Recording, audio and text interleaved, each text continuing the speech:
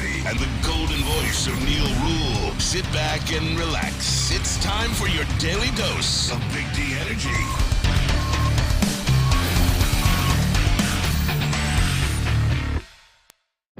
Surprise, everybody. Welcome to Big D Energy. I am Flannel Sam, filling in for Neil Rule, at least to start off with. Lindsey Hunter will be joining us in a little bit. I'm filling in. Joined with me on the desk is the great Michigan legend, Terry Foster. Good morning. Nice sunny day today. Wink, my wink. Goodness. Yeah, it was a mess out there.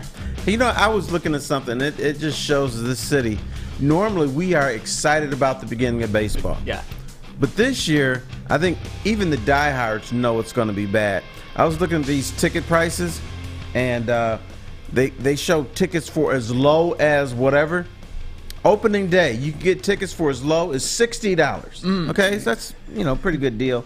But then as you go on for the final game against Boston, you can get tickets for as low as $8. Wow.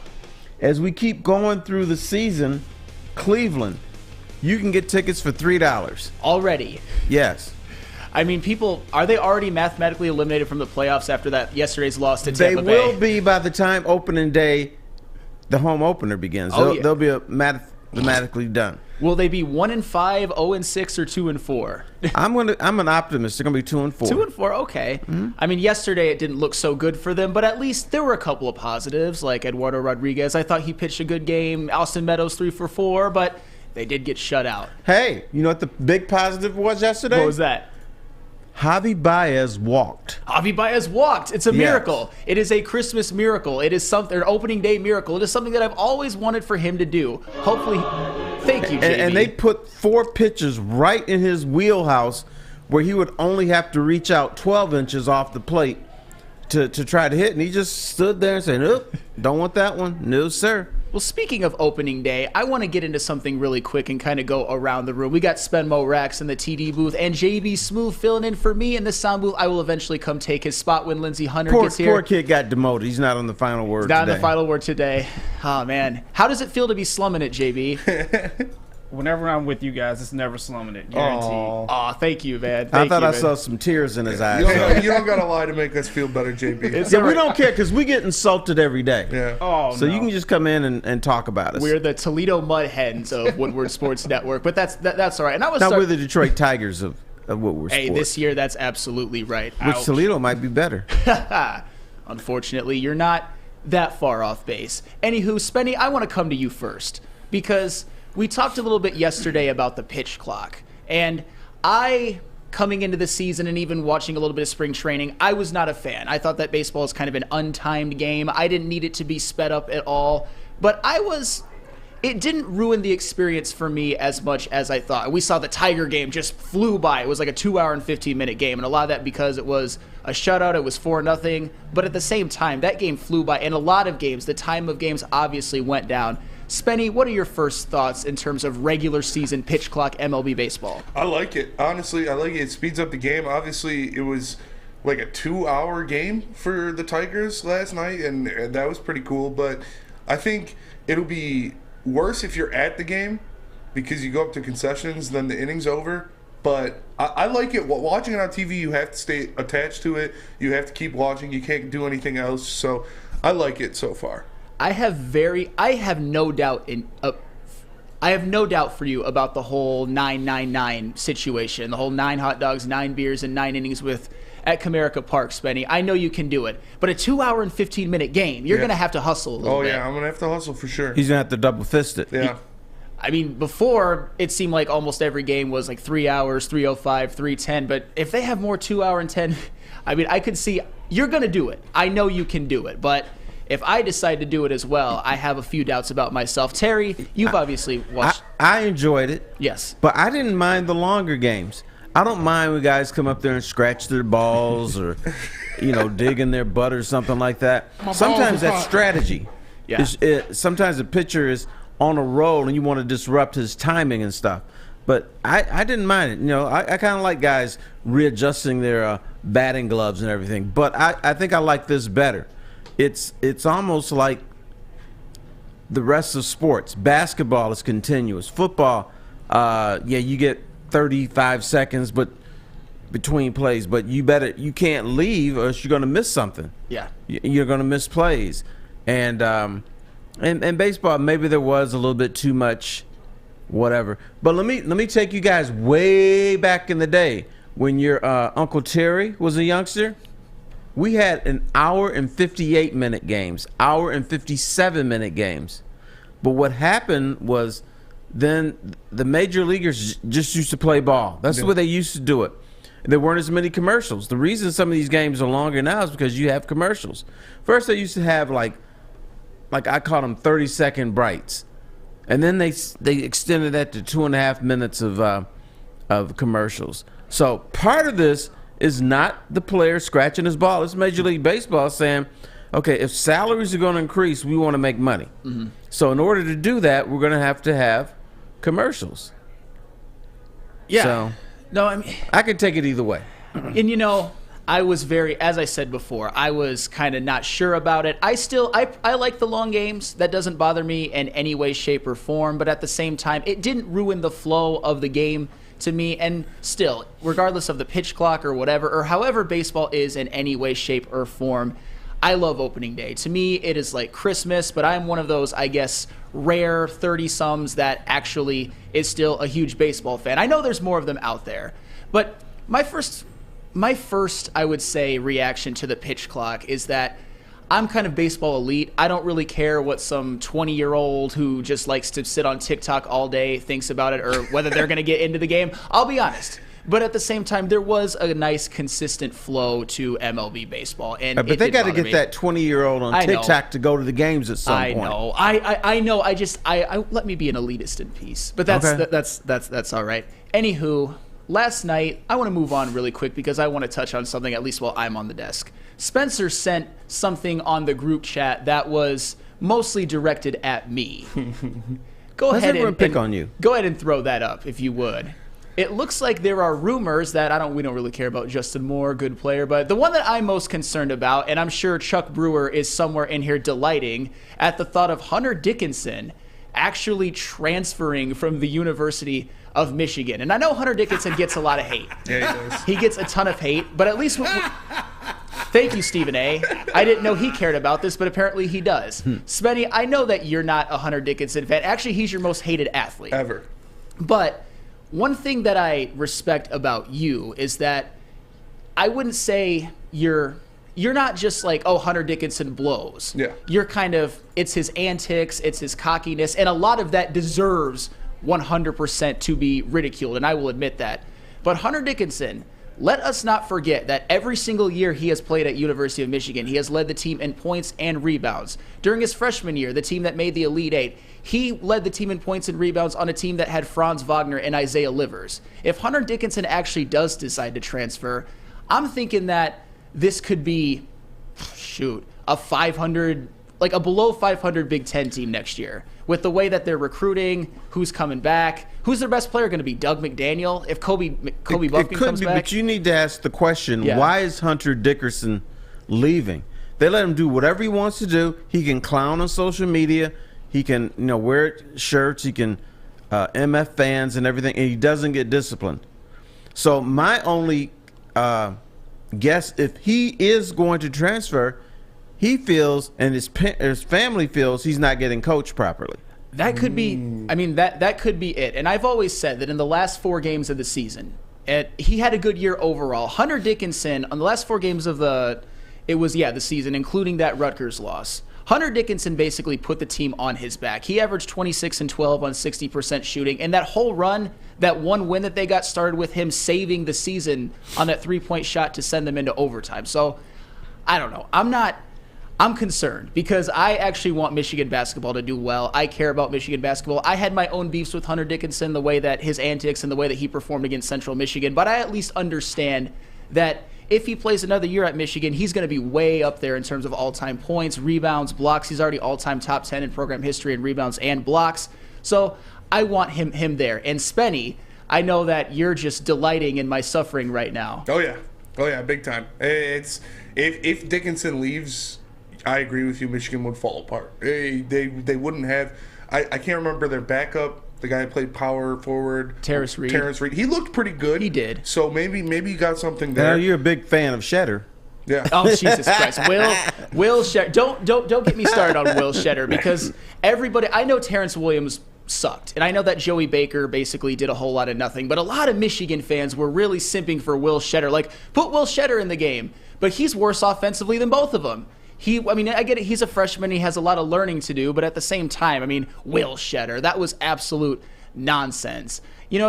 It's nice that you didn't put in the text that you sent below that about how Hunter Dickinson doesn't want to have Xavier Booker's nuts in his mouth for the next season. That might be true. Or Xavier Booker could end up being the next Jaren Jackson Jr. and be underutilized at Michigan State, but also be a good NBA player. Could be. I will say this, though. I fear him. I do. You should. And you should fear Jeremy Fierce, who is arguably a better But you know prospect. what? I think this And is Cohen coaching. Why do you think Hunter Dickinson went to the University of Michigan? And don't give me the crap about academics. Fine. No, he wanted to play in the NBA. Well, yeah. Now, he's been there, and what do you hear about Hunter Dickinson? Fine player, but he's not an NBA player. Right. So Juwan Howard has not developed him to become a player that the NBA wants. Then that's something wrong. And I think the families looked at that and said, okay, we need to go somewhere else.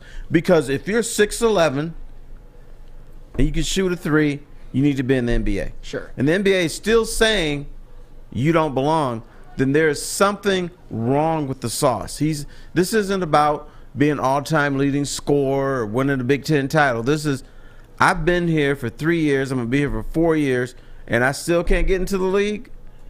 There's something wrong. Well, Terry, let me ask you this. Do you think that if John Beilein had stayed, that maybe Hunter Dickinson would have gotten developed better and would have an actual chance to be drafted into the NBA? Yes, I absolutely believe that. Well, that's the thing, because John Beilein, and I had to look this up because it seemed like Michigan was an NBA factory under John Beilein. From 2013 to 2019, Michigan had 8 players drafted in the first round, which is incredible. And some of them, like Karis LeVert, came in as 3 stars. You're right. There's no excuse why Hunter Dickinson shouldn't be a borderline first-round draft pick. But when I first saw him, I said, NBA player. He ain't there yet, but by the time he leaves there, he will be in the NBA. Now, I still look at him and say, I don't know. He could be, but maybe not. Like Spenny likes to delight in, and Neil Rule always tells me, and they're right, he's going to get hunted first pick and roll defense. Yeah. He can't guard a pick and roll. But he has been one of the better Michigan basketball players of the last 5 or 10 years. That is undeniable. But before we go to break, Spenny. Yes. What did you think? I know you talked about it on heavyweights, and we kind of got into it a little bit on Big D Energy yesterday. What was your overall thoughts on Anthony Richardson's pro day? He did what you thought he was going to do. There's nothing you can really take away from a pro day for a guy like that. Like, he's big, he's athletic, he has a big arm. You knew all of that already. So for that to be shown is nothing crazy. Okay. Stop waffling over there. You know what you just told me?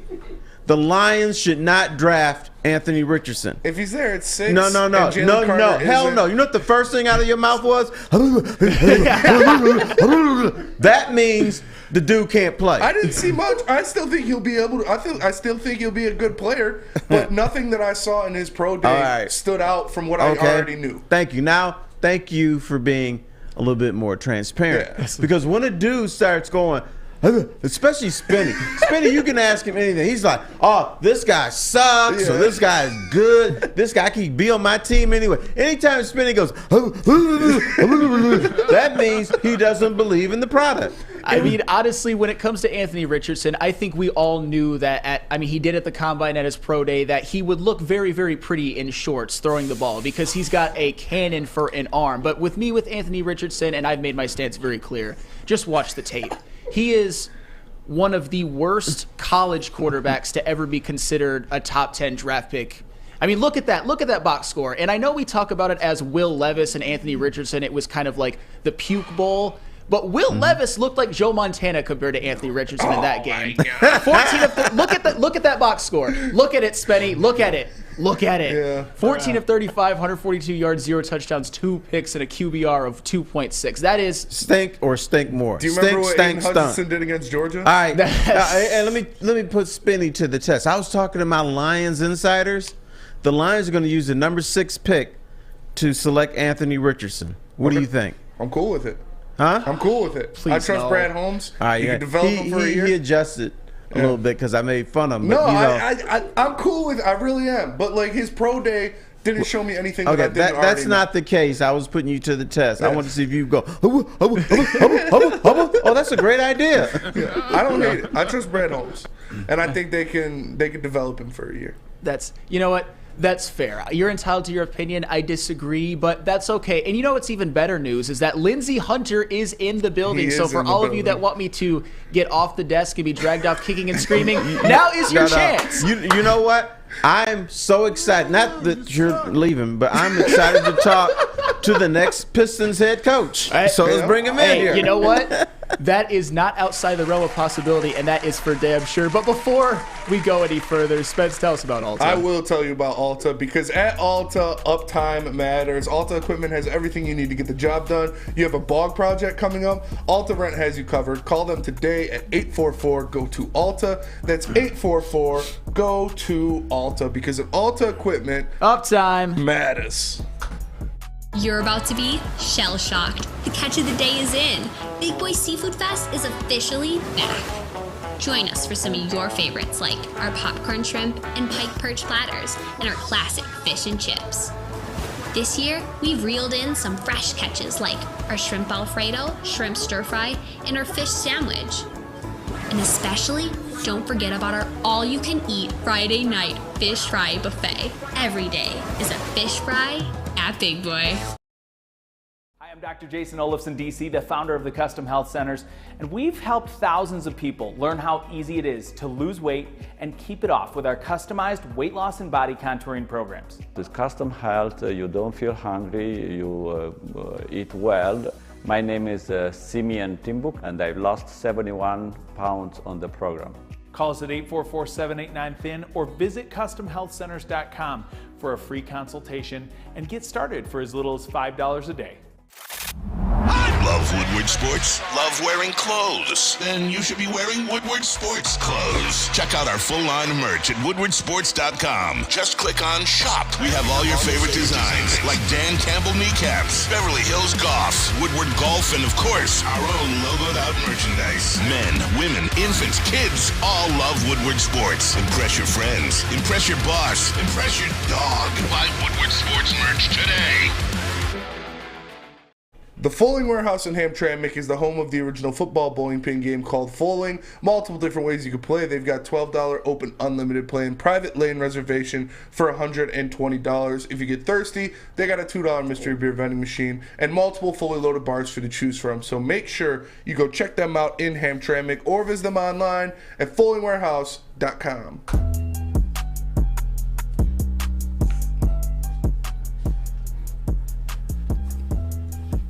What's going on, everybody? Welcome back to the Woodward Sports Network. Big D Energy here, live on woodwardsports.com. I'm Spencer Raxter. We're sitting in on the desk is the great Terry Foster and the one and only Lindsey Hunter. So we just got done talking a little bit about the Tigers and what's going on there. I want to hear it from you guys. I want to hear what your thoughts were on the Tigers' first appearance, getting shut out on opening day for the first time since 1989. I mean, it was like a replay of last season. I don't care about the Tigers. The only thing I care about the Tigers that it's sunny on opening day because I'm going downtown, get drunk. And I'm not even going to the game. Yeah. I'm just going to hang out with my friends. We're actually gonna start at a coffee shop, believe it or not. And then we're gonna go to Nemo's and float around and have a good time. That's all I care about the Tigers. I want to ask questions to the next Pistons head coach, Lindsey Hunter here. Now, this year, the NBA coaches, they've been wearing like sweats or whatever you want to call it. Right. Now, Casual attire. Casual attire. Now, when you become head coach, you're going to be back in suits. So you're going to be rocking Armani's, or you going to do the men's warehouse, dark suits, light suits? What are you going to rock? I'm more of a Hugo Boss guy, Oh, okay. but I'm gonna wear whoever gives me the best deal. Okay. So that's, if that happens. Okay. You're speaking things. Yeah, if it happens. All right. Now, but since you up here, man, I got to talk to, because I wanted to do this show like a few months ago. I used to talk to one of your teammates, Grant Hill, and some other guys. Grant and I used to talk at night. I know. And he was, shall we say, perplexed about what was going on with the Pistons. Right. And, but he used to tell me stories. I'm like, damn. And your old coach, Doug Collins, you know what? Doug Collins should have been Phil Jackson. But he was so flighty, he couldn't control himself. Because I thought he was a smart dude. Super smart. One of the smartest basketball minds. I learned a lot from Doug. But when and we learned this, I think some of us learned this through our journey of life. When you're controlled by your emotions, it tends to roadblock you from doing certain things that you probably could have achieved. Right.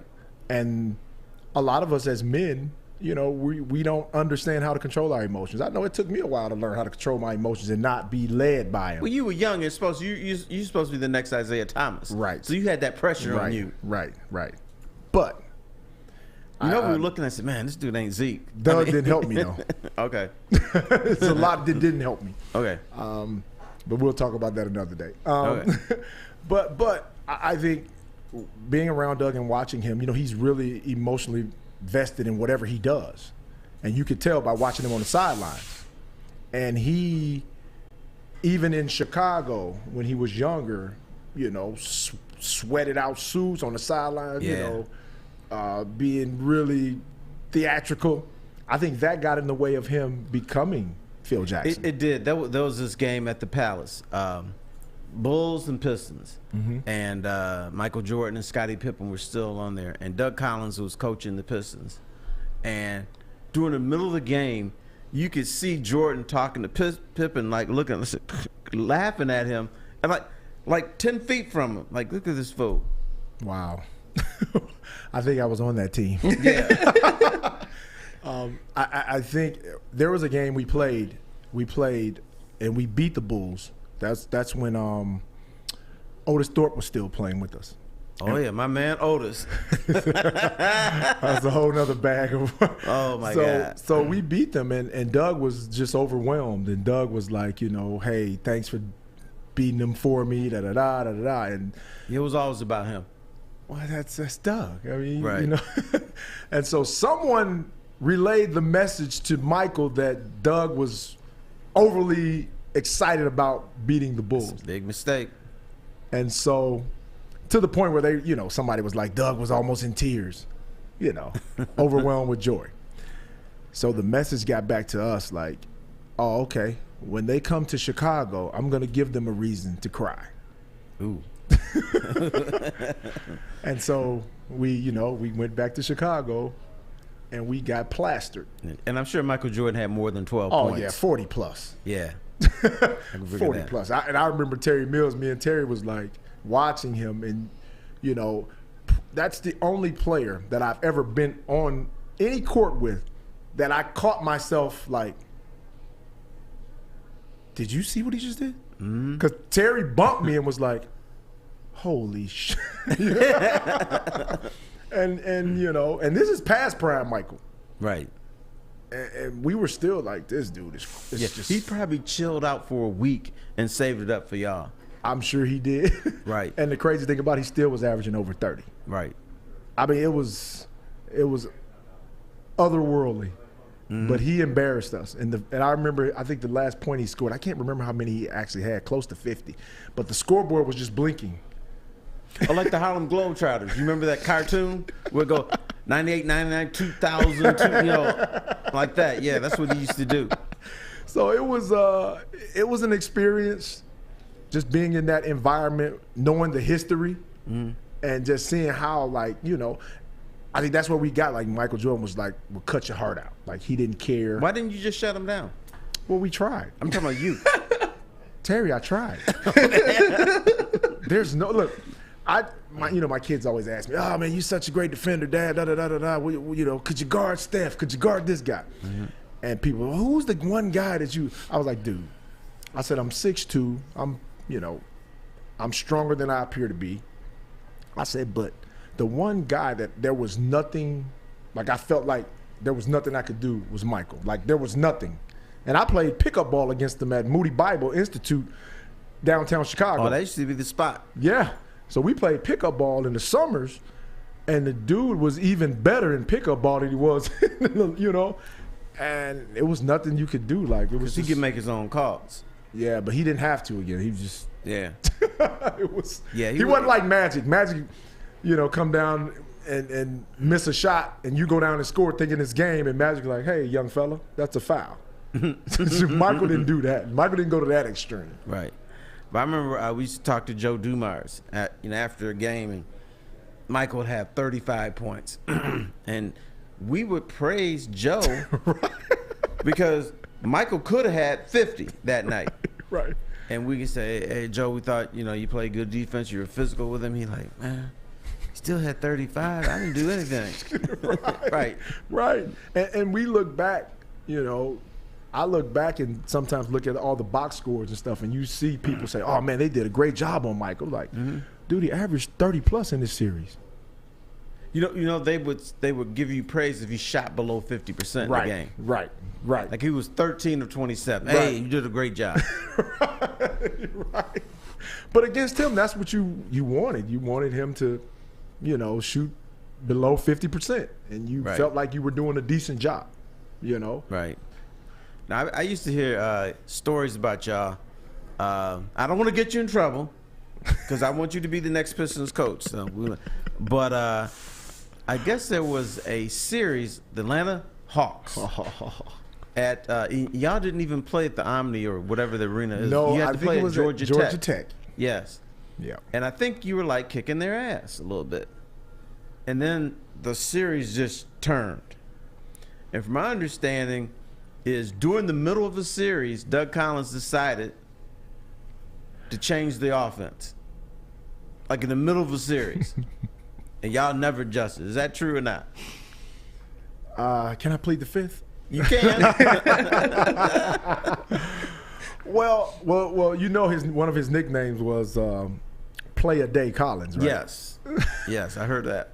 So, but to his defense, he was so far ahead of his time offensively, and I marveled at some of the stuff he did. To this day, I still use some of his stuff. But being a team and being in the midst of something like that, it's tough to go away from what you normally do. Okay. And it kind of threw us off track a little bit. All right. Coming up next here on the Big D Energy Show, Lindsey's thoughts about Doug Collins rubbing brothers' heads. But first, let me tell you guys about SMA, because SMA, or the Sports Marketing Agency, helps spread awareness about mental health and substance abuse. Their new podcast, This is the S Word, helps fight the stigma about seeking help. If you or someone you know is struggling, make sure you head to thesportsma.com and get the help you deserve. Saturdays at 1 p.m. Make sure you're watching WoodwardSports.com for our new show, Chompin' Puck. He shoots! He scores! With four-time Stanley Cup champion Darren McCarty and Michael Gentry, Chompin' Puck is taking the Detroit hockey community and giving them a voice. Pros to Joes. You'll get the best Detroit hockey coverage around. Chompin' Puck. Saturdays 1 p.m. on WoodwardSports.com. Introducing the Planet Fitness Guide to getting that post-workout glow. Step 1. What's your why? More epic energy? Better sleep? Blow off steam? Step 2.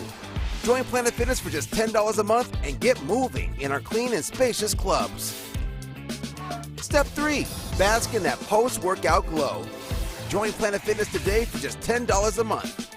Join today at any of the 50-plus Detroit area locations.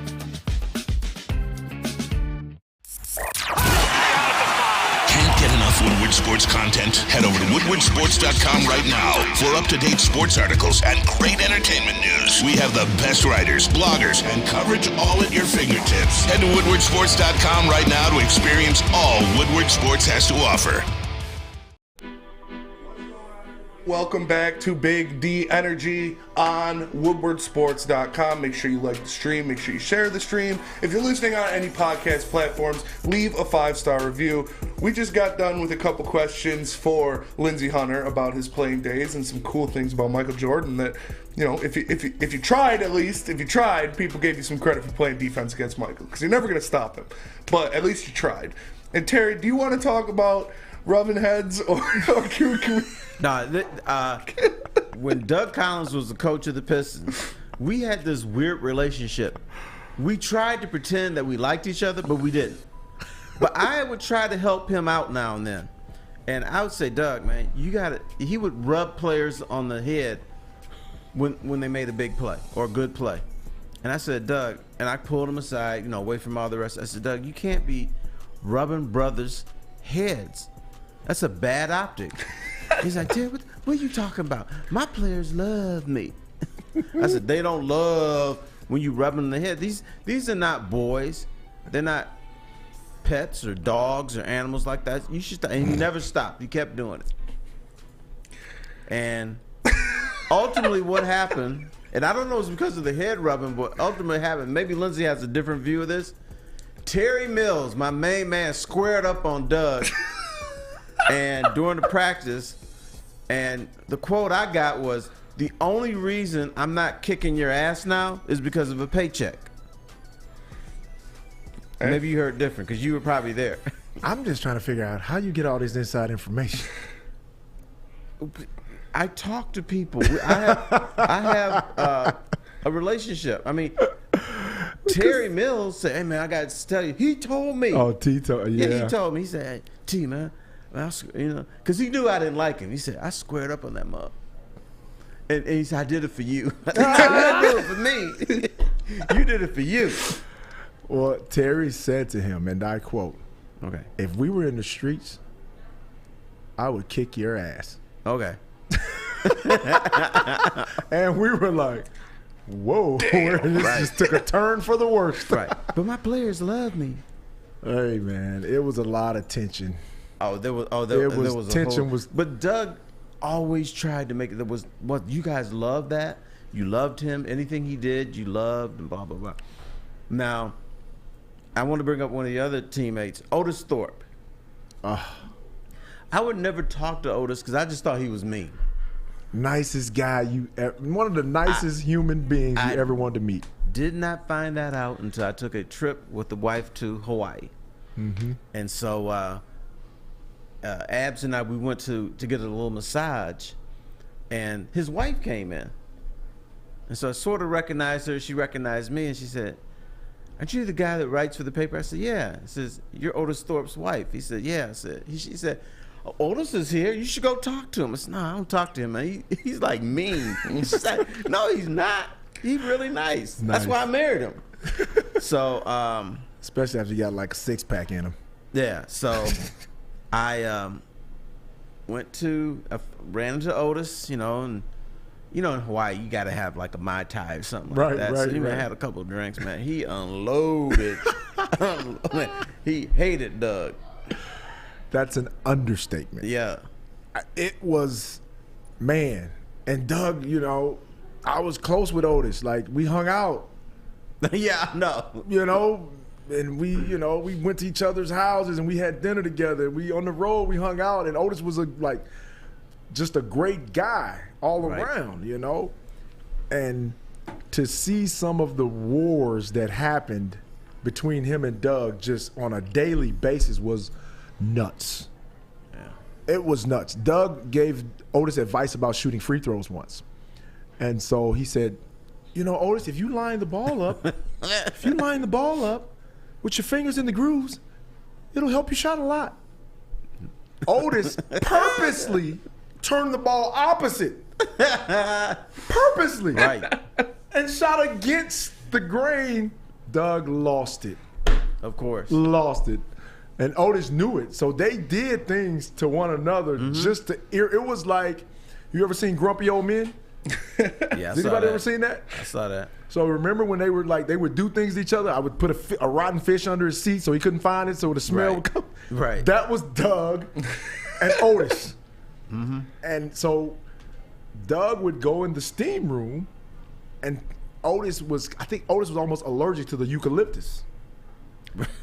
Doug would spray eucalyptus in there till he damn near couldn't breathe. And Otis would walk in and go, "Oh!" Otis repellent. Right. And the funniest thing, Doug was like, "Did Otis go in the steam room?" Like, yeah, I sprayed that eucalyptus in there and burned his fucking eyes out. Did you play with Scott Pollard? Yes. Oh, he wasn't there long though. Yeah, he wasn't there long, but he had, Doug hated the fact that he had black fingernail polish and stuff like that. Doug didn't like Scott because I think Doug just didn't think he could play. Yeah, that too. Notice another thing. Y'all didn't have very many foreign players. Oh no. Doug thought people from Europe were soft. You didn't want them on his team. Yeah, you had to be mentally tough to play for Doug.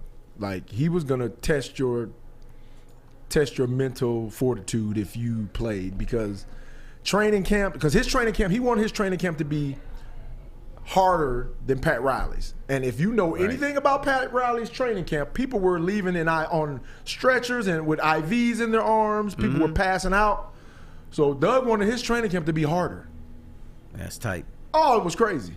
But anyway, Scott Pollard. Real nice guy, a little different. He was on a treadmill or something.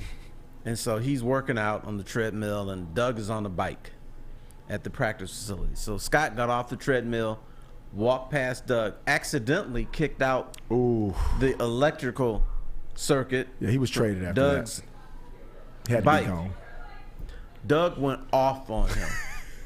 Man, what the fuck is wrong with you? Scott, I'm over here trying to work out, and you kick out my face. He said, "Coach, I'm sorry. It was a mistake. It was an accident. I didn't mean to do it. Here, I'll plug it back in." He plugged it back in, then he traded his ass. That's true.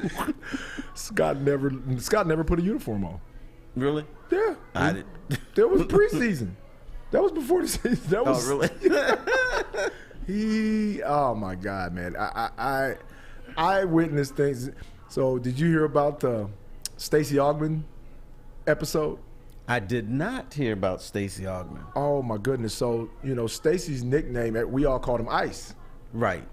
He was Ice. Everybody that he liked, he let him call him Ice. Oh yeah, nah, I think I heard this. Doug tried to call him Ice. So we're in practice, and I forgot what we were doing, because Stacey wasn't your prototypical two guard. Like, Stacey was more post up, slasher. Right. Couldn't really shoot it, but could defend, all that stuff. And so Doug, when we got him, I think Doug thought one way of him, and when it kind of didn't fit what Doug wanted, it kind of went south. But we were in practice, and he was like, Ice, where do you want to post up? And Stacey was like, call me Stacey. Yeah. Everybody was like, whoa. Oh, damn. Yeah, I can't call you Ice? No. And it blew out of Stacey threatened him.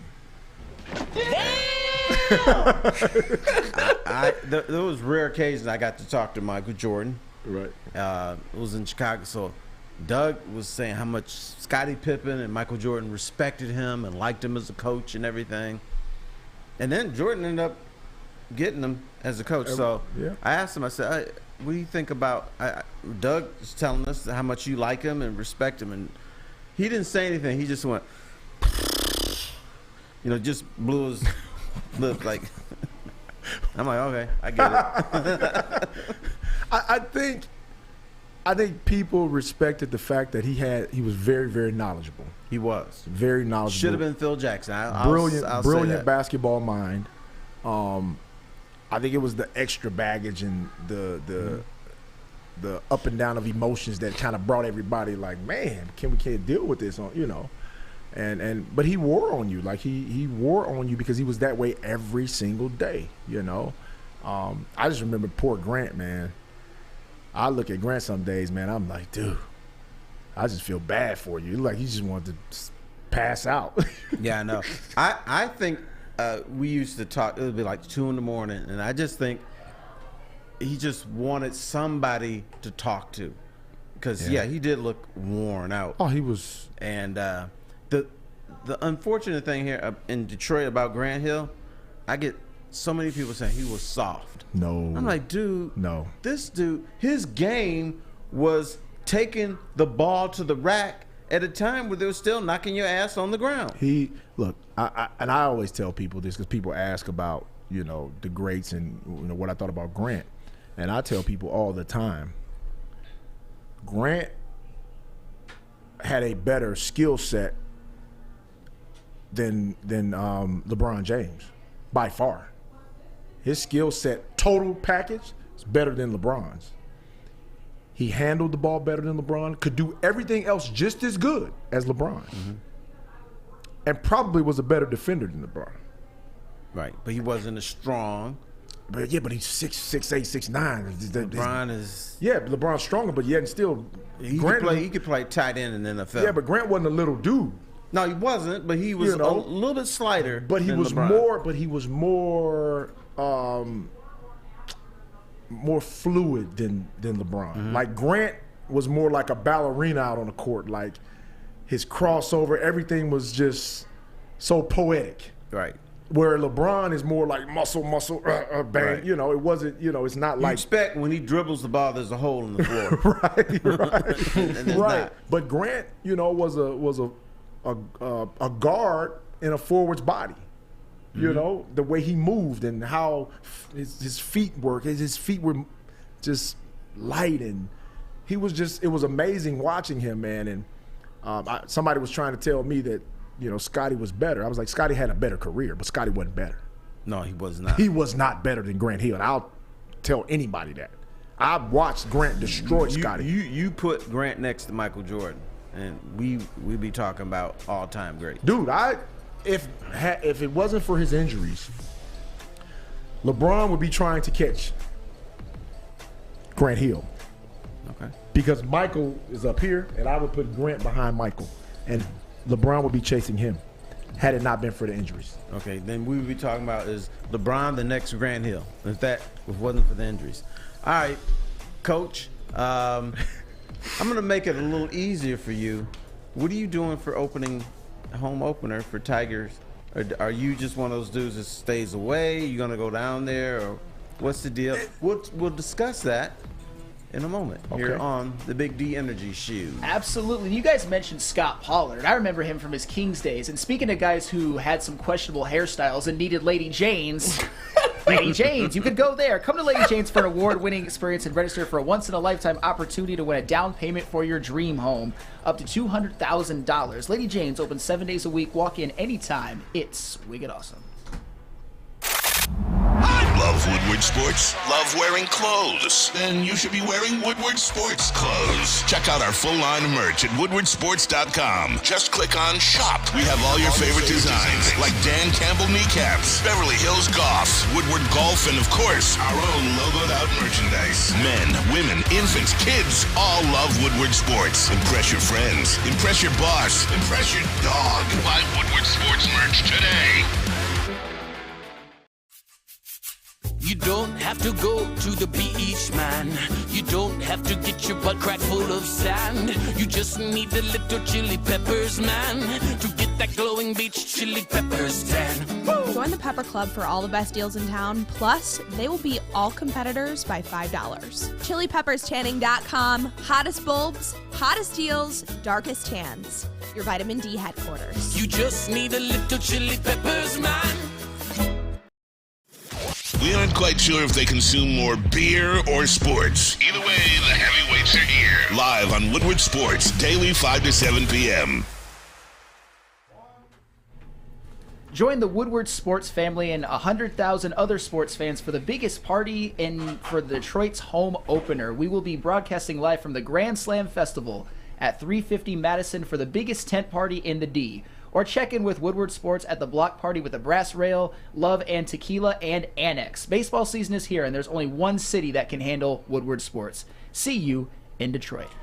What's going on, everybody, and welcome back to Big D Energy live on woodwardsports.com. Make sure you like the stream, make sure you share the stream, and if you're listening to us on any podcast platform, whether it be Spreaker, Spotify, Apple Podcasts, leave a 5-star review for Big D Energy. We just got done talking about some more stories of Grant Hill. We had some Michael Jordan thrown in there, but Terry wants to know what Lindsey's going to be doing for opening day, because if you know me, I went hard at opening day last year, and I plan on doing the same this year. I started the day off chugging a whole bottle of champagne on stage. So I'm going to try to repeat that performance. But what are you guys going to be doing for opening day next week for the Detroit Tigers? All right. The home opener for the Tigers, that's my jam. I do 2 days a year. St. Patrick's Day, which I probably shouldn't, and then the Tiger home opener. Right. So I'm doing old school this year. I'm going to make sure I hit Nemo's. There you go. Which is in Corktown. They got great burgers, and hopefully they'll have the tent. And one of the reasons I'm going there, I used to talk to Chris Osgood like every other home opener at Nemo's. We just shooting the breeze, talking whatever, and blah, blah, blah. So I'm going to do that. I'm going to make it. I never go to the game. When I used to go to the game, I used to go to that Saturday game after the home opener, because there was no one there. You could sit wherever you want. Usually the home opener was like 30 and drizzling, and that Saturday would always be like 70 and sunny. So that's my thing. So, I'm just going to go there, have a few beers. I'm going to have some shots this year. Okay. Yeah, but as the next Pistons coach, you got to chill out a little bit. So are you going down to it depends on the weather. It's supposed to be sunny. It's supposed to be like 45. Oh, that's great for us. Yeah, it is. So if it's nice, I'm gonna go down and partake in the festivities and walk around and because I went down one year and it was ridiculous. It was crazy. Everybody was everywhere, and I enjoyed it. So I told I'll get my boys and we'll walk around and see the sights and have some fun. Okay. I was walking down there one year and there was this car just parked idle. And so we were walking by, I peeked in there. It was Chris Webber was in the car. I said, dude, what the hell are you doing? Yeah, just sitting in the car with one of his boys. That sounds like so. You just see weird stuff during opening day. But yeah. I love it because it's just baseball is back, which I love. And it's a bunch of people, and they're having a good time, and nobody's mad. And I always would get in trouble on opening day. One year, I don't know how this happened, but I ended up in Canada. What? I ran into this cutie, and she was like, "Do you have your passport?" I said, "No, I don't have my passport." I said, "Well, we got to get you to Canada." I'm like, "Girl, I can't do this." So I had something that got me over there. So I got to. Oh no, I had a passport card. I said, "I don't have my passport, but I got my passport card." So we went over there, had a good time, and had some more drinks, and fooling around a little bit. And so the tough part is getting back into the United That's States. what I was about to ask you. How did you get back? At 4 a.m, and your eyes are like all glassy and everything. So I'm like, there's no way they let me in. Luckily for me, I'm there. I'm like, yeah, and the dude first he said, "Hey man, how do you think the Lions are going to do this year?" I'm like, "Oh shit, he knows who I am." So I'm good. So I can just let loose. So I think that's the only way I got over is because the dude happened to be a sports fan. That is hilarious. Bitches. But yeah, I used to. Man, I've had this opening day is going to be more calm for me because I'm an elder gentleman now. So you won't be taking any. One time I was at this after Tiger party. And there was this little cutie pie from Ann Arbor, and she wanted to go out and smoke a joint. And so she said, "Could you go out there with me in case I don't want anybody messing with me?" I said, "Sure, I'll go out there."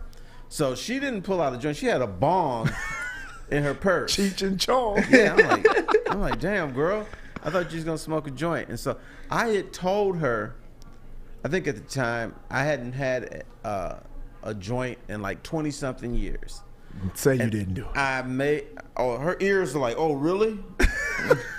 So I think the reason she got me out there because then she took a hit on her bunk and then grabbed me by the and just blew it in my mouth.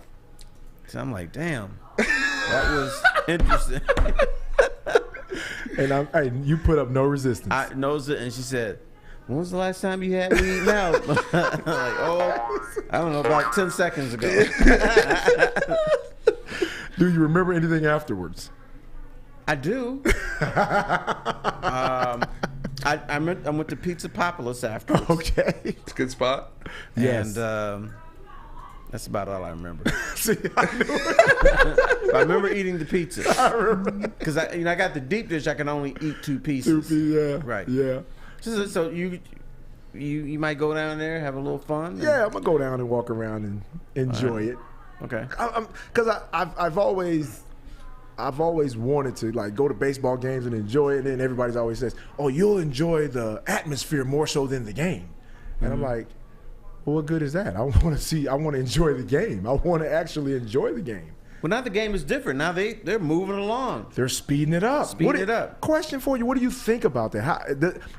Does it affect anything besides the game? Does it affect like how much money people spend at the game? Does it affect, will people stay longer to just watch the entire game? Will people get bored bringing kids there? I mean, what does it affect? For kids, it's good because kids, you got to keep moving. Right. I used to take my kids to the game, and they were like bored after 3 innings. Right. But I think now it's going to affect the concession stands. Right. Because you would go down there, and so you miss a half an inning, so what? Now, because the game is quicker, you can miss a full inning or a full inning and a half. And I'm kind of wondering if people are going to say, well, I came here for the game, not a hot dog. But they still going to get their beer. Oh, no doubt. You got to get your beer. Right. Right. Even though it costs like $1 million. They got to double up on the people walking up and down the aisles. You know what you should do? This is some advice for the people there. Go out to right field. There's this bar out there. It's still expensive, but your beers are not $9. They're like $6. Okay. So that's my economic advice for everybody. And plus, when I go to the game, I'm in the right field porch. We don't even watch the game. We might watch a little bit on TV, but we out there vibing and having a good time, and then taking a peek at the game. And if the crowd is starting to roar, we look and somebody hit a home run. Right. So that's the way I like to enjoy it. But if the Tigers were relevant, it would be different. Right. I'd be like this. Right. All right, what's going on? And back in the day, you had to see Miggy bat. Right. Now you don't have to see that anymore. I know it's his last season. Right. But I still want to see excellence. I don't need to see him bat this year. I can skip that. Plus, they dropped him to 7th in the batting order. Yeah. So I don't really need to see that. Tigers are going to get clowned this year. Clowned. So question, because I know, having a good baseball team, you got to have a good bullpen, right? Yes. How do the Tigers stack up against some of the better teams? If I were a manager, I would have my starting pitching in 9 innings. I don't care if they're getting rocked. I don't care if they're giving up 15 runs. I don't want the opposition to get into my bullpen because that's going to be rough. But the starters, I mean, they overachieved last year. They probably won't be as good this year. But, the Tigers, even though they scored runs in spring training, some people, not a lot of people, they got excited because the Tigers hit 62 home runs in spring training. They scored games. But you know what? In spring training, I've been a few times. Sometimes you're facing guys who are now working at Panera Bread, serving your soup. Then there's other guys who can pitch, but they like, I'm just going to throw fastballs because I'm trying to work on my fastball. Right. Or I have a certain cadence I'm going to pitch because I'm trying to get ready for the regular season. I don't care if these clowns know what the cadence is. I'm gonna stick with it. So spring training doesn't count. It's like preseason in the NBA. Right. You'll see guys out there and you're like, oh, what happened to that guy? Oh, he was just for training camp. Yeah, and preseason NBA is just a step above the NBA All-Star game. That's bad. That is bad. And speaking of that, we were, after watching the All-Star game, because everybody complains, and I don't even watch it anymore. And we went back and looked at when the Dream Team guys were playing in the All-Star game, and when Shaq and all those guys were kind of in their prime, and the dudes went at it. Like, it was serious. Like David Robinson was going up to try to block Shaq's dunks. It was they were fighting too. Yeah, they were thumping. Yeah, it was like, no, dude, we're here to play. And I want to ask you, what do you think contributed to the way the All-Star game is played now compared to the way it was? Like, what do you think? Do you think AAU? Do you think all those things had a minor role in stopping the competitiveness? I really thought it started in the 80s. Even though they pretended to play defense, they at least tried sometimes. Right. But I think as you progress, you play a little less defense in the 90s, a little less in OOOs, and a little less, and now it's to the point where, what do you remember about the NBA All-Star game? Remember when Magic Johnson was MVP? Nobody guarded him. They just let him shoot his threes, do whatever. Isaiah was guarding. No, Isaiah was not guarding him. He tried Isaiah a little bit. Had his hand up in the air. But it wouldn't even jump when he shot. But looking at that game and looking at these games, it's ridiculous. It doesn't. The game that we watched Magic get the MVP, it looked way more competitive than what we see now. It was not. Now you want people to show what they can do. You want to see LeBron do a backwards dunk, and that's society's fault, because this new era of fans coming up, they just want to see highlights. The highlights. They don't want to see the hard work. They don't want to see things that win games. So that's the network's fault, because what all the networks show is what? Highlights. Right. And so now kids just go watch the highlights instead of watching the games. Oh, let me see who did what. Yeah. You see that 15-second clip? It's sort of like baseball. If you only watch highlights, you would swear the only thing they did in baseball was hit home run. or stop home runs from being hit by jumping over the fence. That's all you would see. Or an occasional no-hitter. Right. Those were the three highlights we think that baseball would be. Yeah, but no-hitters only happen twice a year. Right, right. But then, so basketball, the All-Star game is irrelevant. Football is totally... That's just a joke. They're playing flag football. It's flag. Yeah. It's flag. And I can think back, remember when Sean Taylor was playing and he almost decapitated somebody in a punter. And it was still some resemblance of a real game. Right. Because we look forward to it like, oh, man. The only real game is baseball. And even in that, back in the day, Pete Rose got in trouble for going too hard. For going too hard, for plowing to Ray Fosse. He said, dude, you shouldn't do that. So, really? I mean, all of our sports are becoming the what's supposed to be the highlight of them is becoming irrelevant. Right. It's a marshmallow sport. Yeah. Spenny, what you got going over there, brother? We got a little something. We're going to get right back into it. But first, let me tell you guys about Cintron. Because Cintron is the official energy drink of the Detroit Red Wings right now. You can have an exclusive offer for Woodward sports fans for a limited edition Red Wings 6-pack. Only $15 plus free shipping. Head to drinkcintron.com/Woodward and try it today. All 3 delicious Cintron flavors in one. The classic sugar-free, and the cranberry. Make sure you go to drinkcintron.com/Woodward. Drink it, live it with Cintron. The Sports Marketing Agency would not be who we are without great community partners like Higuera Health and Carol Zuniga.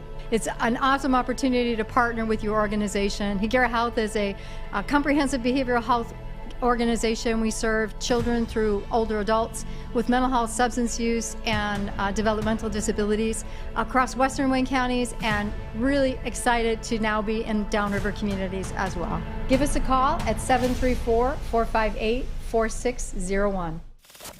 We don't like to brag that we are the toughest sports network in Detroit, but we do have have a guy named Darren McCarty on our side. Lemieux and McCarty, who've had a good knockdown drag up. There they go, right on the whistle. They were talking to one another. Woodward Sports.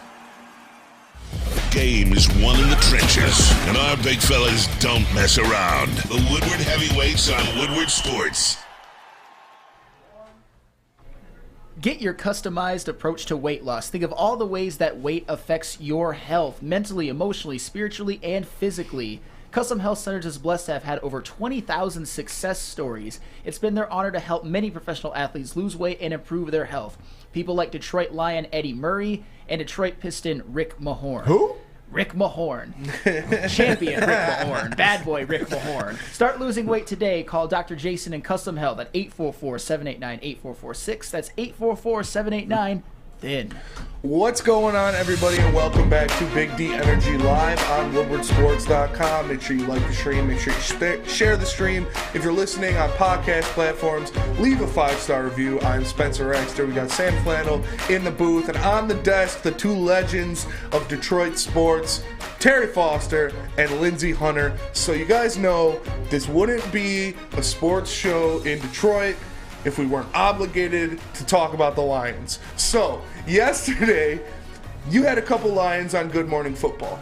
Kirby Joseph was on there. He was showing off his ball that he intercepted from Aaron Rodgers. It was Aaron Rodgers' last pass. Oh, I thought he was Green showing Bay. off his second-place division ring. And that's what they got into. Because Michael Brockers, now that he doesn't have a job with the Lions, he was on Good Morning Football, and he was asked what it's going to take to win the NFC North for the Lions next year. And he said, stay humble and stay hungry, basically because they haven't proven anything yet. So I want to hear your guys' takes on what it's going to take for the Lions to win the North. I tell you what it's going to take. How do you still remain the hunter? Even though everybody is saying you should win this division, you still have to have that mentality of like, we don't have anything. We don't have any rings. We don't have any titles. They haven't hung up any banners. So you have to continue with that hungry. That's what I think they need. Yeah, that Mr. Pro Athlete. Maybe we got something different. No, that's a great point. And my thing is this, because we talked about it on the show. You didn't make the playoffs last year. Mm-hmm. Correct. So the first line of business is to make sure we make the playoffs, right? Mm-hmm. Now, anything above making the playoffs, if we win the division, hey, that's a plus. So make the playoffs and then try to win a playoff game before we start talking about we're going to win the division. Well, when's the last time we won a division? 1993. Yes. Okay. Well, let's make the playoffs. Let's make the playoffs. And if we can position ourselves to be, in position to win the division, then we do it. We try to maximize our talents and try to be the best. But come on, guys, let's make the playoffs and win a playoff game. That's what I would be saying. My older sister wasn't even born yet. But if you're saying that, sometimes that edge leaves. You want to win the division, right? I get it. But if you think you already got that in hand, then softness kind of creeps in a little bit, and you're not going to be as good as you want to. But I still think, yeah, they have to say we haven't won a playoff game. We haven't. Don't listen to all these fans around here. That's why they shut off. You should shut off social media and shut off what people are saying, because I think, at least with the Lions, that what comes out of that locker room permeates through the community, and what happens in the community gravitates into that locker room. Every time the Lions win a few games and start talking about how good they are, that's when they fall in the face. Right. I remember, I forget what year it is, the Lions started 6-2, and they beat Denver 40-6. After the game, this receiver, Mike Fury, he was about to leave. Before he did, he stopped, and he said, "Hey, media, you can kiss our ass." As soon as he said that, the first thing in my mind was, y'all are 6-2, and you're not making the playoffs. Oh. They finished the season 1-7. Mike Fury. Good Lord. I was bold enough. I went on the air the next day and said the Lions at 6-2 are not making the playoffs. Simply because this dude turned around and said, media, kiss our ass. Now, if you go back, when the Lions had another hot start, they made a song, Another One Bites the Dust. I remember that. Fell apart. I remember that. Fell apart. There was other times when they were talking trash. They would always fall apart. So now that the expectations are not only coming from Detroit, but the NFL is looking at the Lions and everybody said, that talks, y'all going to be good. Yes. How do you not crash? Well, hopefully the guys that they have now in the locker room won't be affected by the past ghost of 8-8. You know what I'm saying? So hopefully they're too young to understand the history of how bad the Lions were. And from the way they played at the end of the season, you would hope that with some carryover, we could start the season off, fairly decent. Because last year, because think about this, Terry, and you know as well as I do, if they come out and start laying eggs early, what is everybody going to do? Oh, they'll get off that bandwagon. September is such a critical month for the Lions. Yes. You can't go 1-3. You can't go 0-4. They still need Dan Campbell, but they need a little Chuck Daly in them too. I remember when I was covering the Bad Boy Pistons, they won like 24 of 26 games. And Chuck Daly afterwards, I'd be like, did they win? Right. He was how crappy their defense was. Like Isaiah can't shoot. Dennis Rodman can't rebound. Bill Laimbeer is soft. Rick Mahorn is soft. I'm like, what? Yeah. That was Chuck, man. And that was a little bit of that Larry Brown. We would come in crushing somebody. Mm-hmm. And Larry would look at us and go, you guys are, you don't listen. Yep. You can't execute. We're not guarding anybody on pick and roll. Lord, Chauncey, what are you doing? Who taught you to guard pick and roll? I mean, he would, Rip wants to shoot threes. Oh, my God. We can't beat anybody. And we would go, dude, we just beat these dudes by 30. Right. What's wrong with this dude? And then he would kick the veterans to the other end of the court. You know what? I can't coach you guys. Go down there. Did it work? Yes. Okay. It worked. It worked. So and it was baffling, but it worked. Sometimes you need to be told your stuff don't stink. Exactly. Or your stuff does stink. Right. Right. So, but I think, I don't know who's going to do that, but I think somebody needs to keep that edge on. Now, Dan Campbell, he could probably be the guy to do it because he's motivated that team. He's got that team to the point they think they can beat anybody. Yeah, he said it. He has a quote. We got it right here from Dan Campbell. He said, every team should want to go to the Super Bowl, every year. But I think we are positioned much better to swing with the big boys this year. Swing with the big boys. Swing with the big boys. But at some point, if they want to win, Dan Campbell is going to have to say, after a win, y'all suck. I need this from you. I need you to do this. You need to play better defense. Even if let's say they shut out San Francisco 30-0. Stop it. He still needs Let's to not go get carried away, say, Terry. Let's not get carried away. Oh, is that your team? You know that's my team. Oh, that's Slip. But even if, let's say they beat Seattle. There you go. 30-0. He still needs to go in and say, my defense needs to be better. Aiden Hutchinson, you had 3 sacks. You should have had 5. So they got to keep that edge that everything is not in place. We still are not where we need to be. But you know what? That September is so critical because if they get off to a bad start, the walls are going to come crumbling down. Yep, and people are going to start wanting a new quarterback. Oh, yeah. Everybody's going to want. Hell yeah. Oh, yeah. They're not going to want to issue that $50 million a year out. I'll tell you what, if the Lions fail to reach expectations next year, you're going to hear a lot from me about Jared Goff. I'm just saying that. Says Spencer's a little bit quiet on Jared Goff now, but if he gets off to a bad start, oh yeah, this dude's going to pick the fire and pitchfork. But everybody's like, Jared Goff's the guy. He's the guy now. You know what? You know why he's the guy, or he was the guy last year?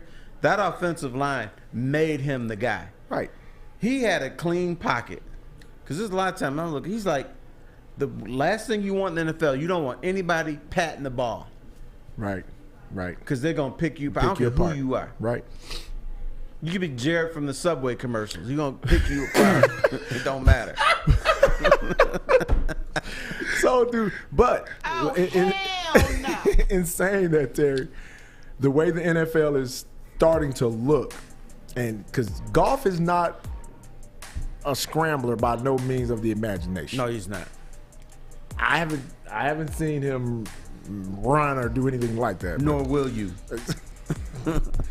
Will that affect him? Because these defenses are getting better. They're getting better, but you still got that offensive line. Yep.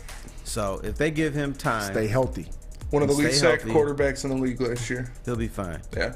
It was he had a good year. And we can get into that too after this. But first let me tell you about Cousins Maine Lobster, because Woodward Sports loves lobster, and what better way to get your fix than Cousins Maine Lobster? With 2 trucks rolling around Detroit, you can be sure to find the best lobster rolls, lobster tots, and lobster tacos to power through the day. Go to cousinsmainelobster.com to find their schedule, or you can scan that QR code right there and figure out where they are rolling around the city. Make sure you check out Cousins Maine Lobster.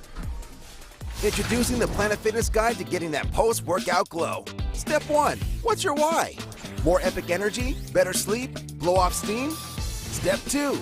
Join Planet Fitness for just $10 a month and get moving in our clean and spacious clubs. Step 3.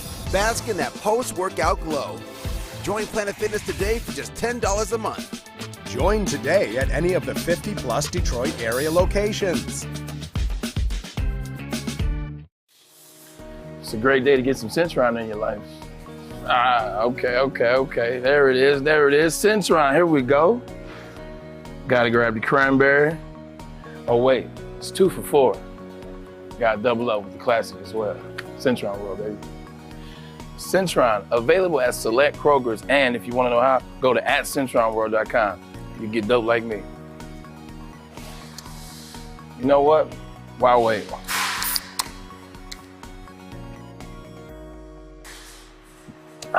Great taste, guaranteed.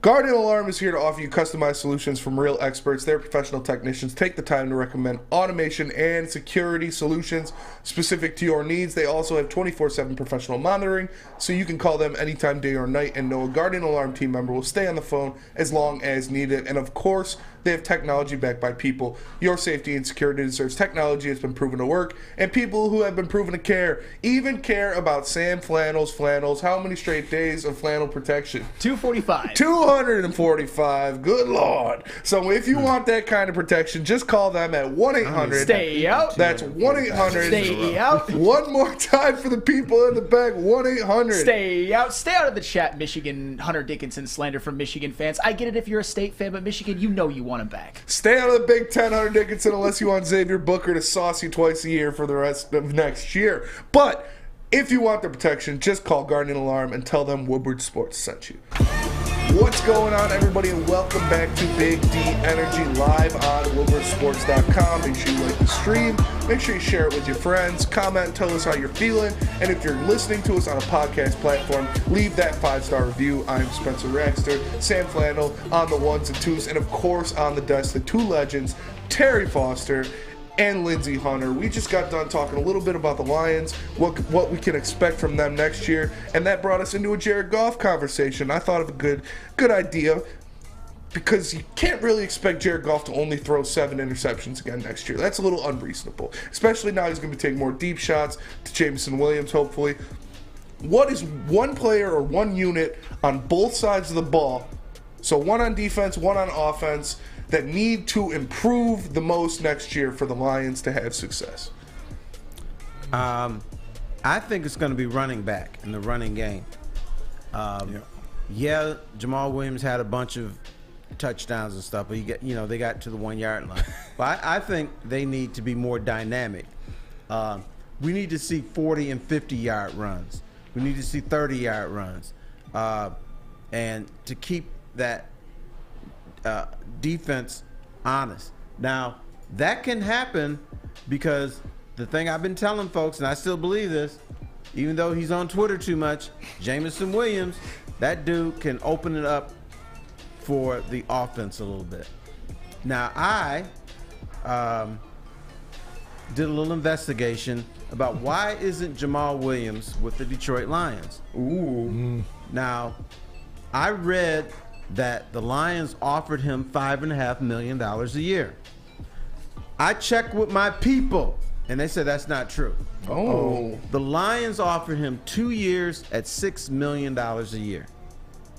Now, Lindsey, I want to put you, since you've been in that boat, you've negotiated with teams, you know what he did last year. He scored all those touchdowns, and he was the rah-rah guy, and everybody loved him. If that is true, and if that was presented to you, how would you react? Because he left and went to New Orleans. Well, and he wanted a 3-year deal at least $6 million a year. $6 a year, and if not more. And they offered him two at $6, $3 million a year. Yep. And he made about $3 million last year. Yep. So he didn't get a raise. Well, that right there told you what the team thought about you. Right. They thought they can get anybody to make those 1-yard runs, right? Yes. Right. So they didn't value him. So as a player, you got to try to maximize your earning potential at that given time. And, you know, if New Orleans offered him more money, that's why he's there. And that's how you have to look at it. At that point, you got to take your love for the team hat off and my heart's in Detroit hat off and go with, hey, the business guy, now I have to make a decision what's going to help me. Right. And I think the Lions at that point knew they had Montgomery in their back pocket. Right. So Jamal was like, we love you. That's great and everything. But we got this dude, and it hadn't been announced yet, but the Lions had him in their back pocket. So they offered David Montgomery the contract that Jamal Williams wanted. Oh. The exact same thing, just about.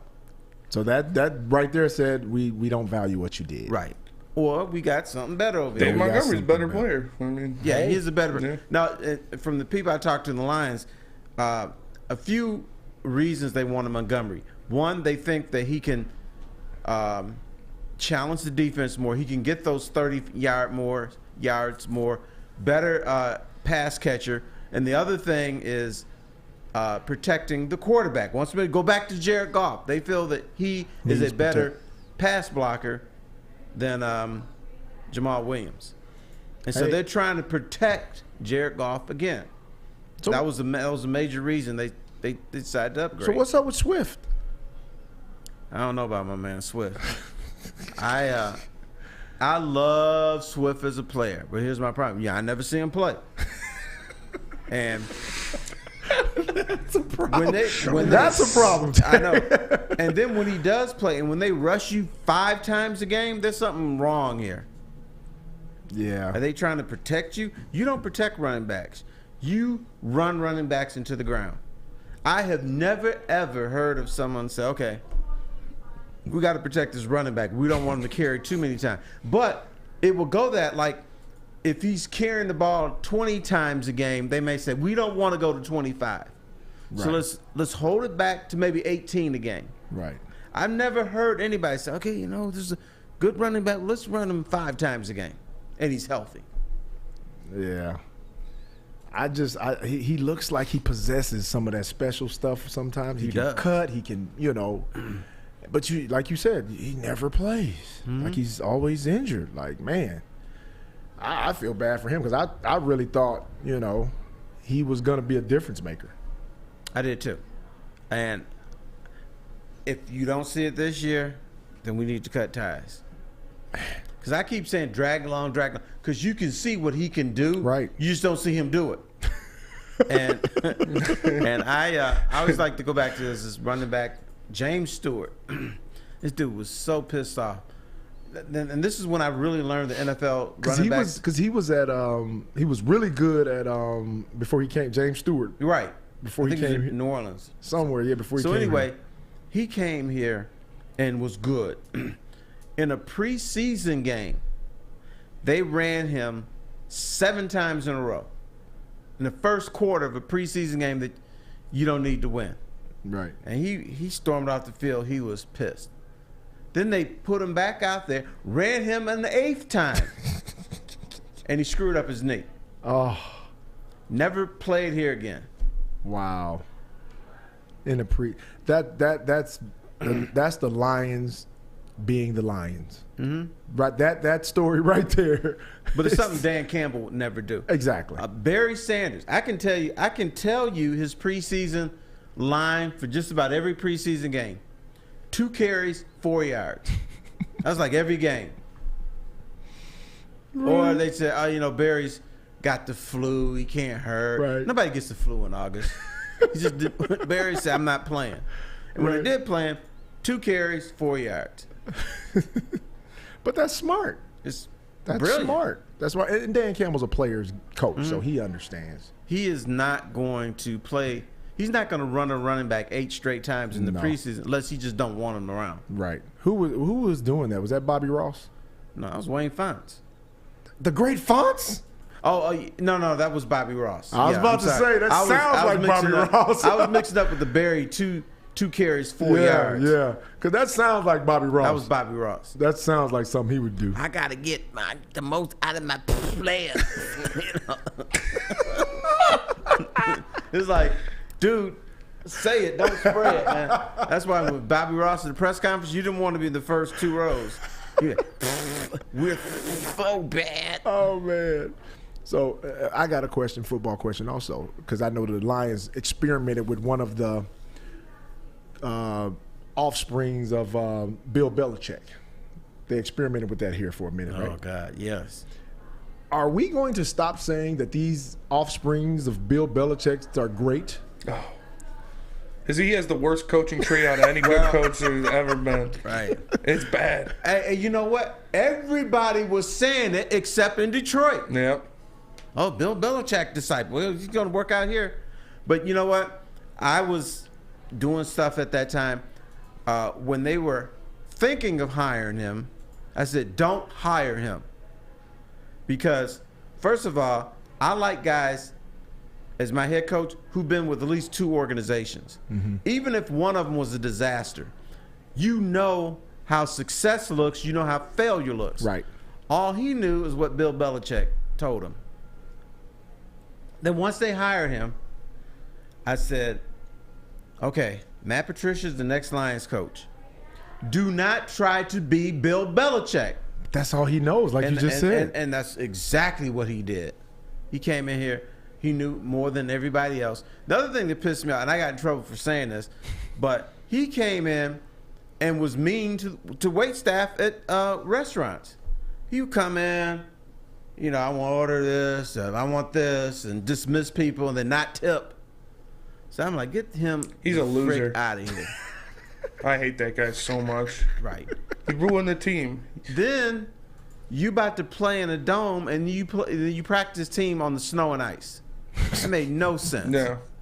But the stupid fans are, oh, you're just trying to make him tough. Oh, that's what he's trying to do. No, we now don't you play about on to that. play a game in 80-degree conditions, no wind, unless you want to count the air conditioning, but he's going to have them play outside, slipping and sliding all over the turf. He's an idiot. You know what? He got the asses kicked.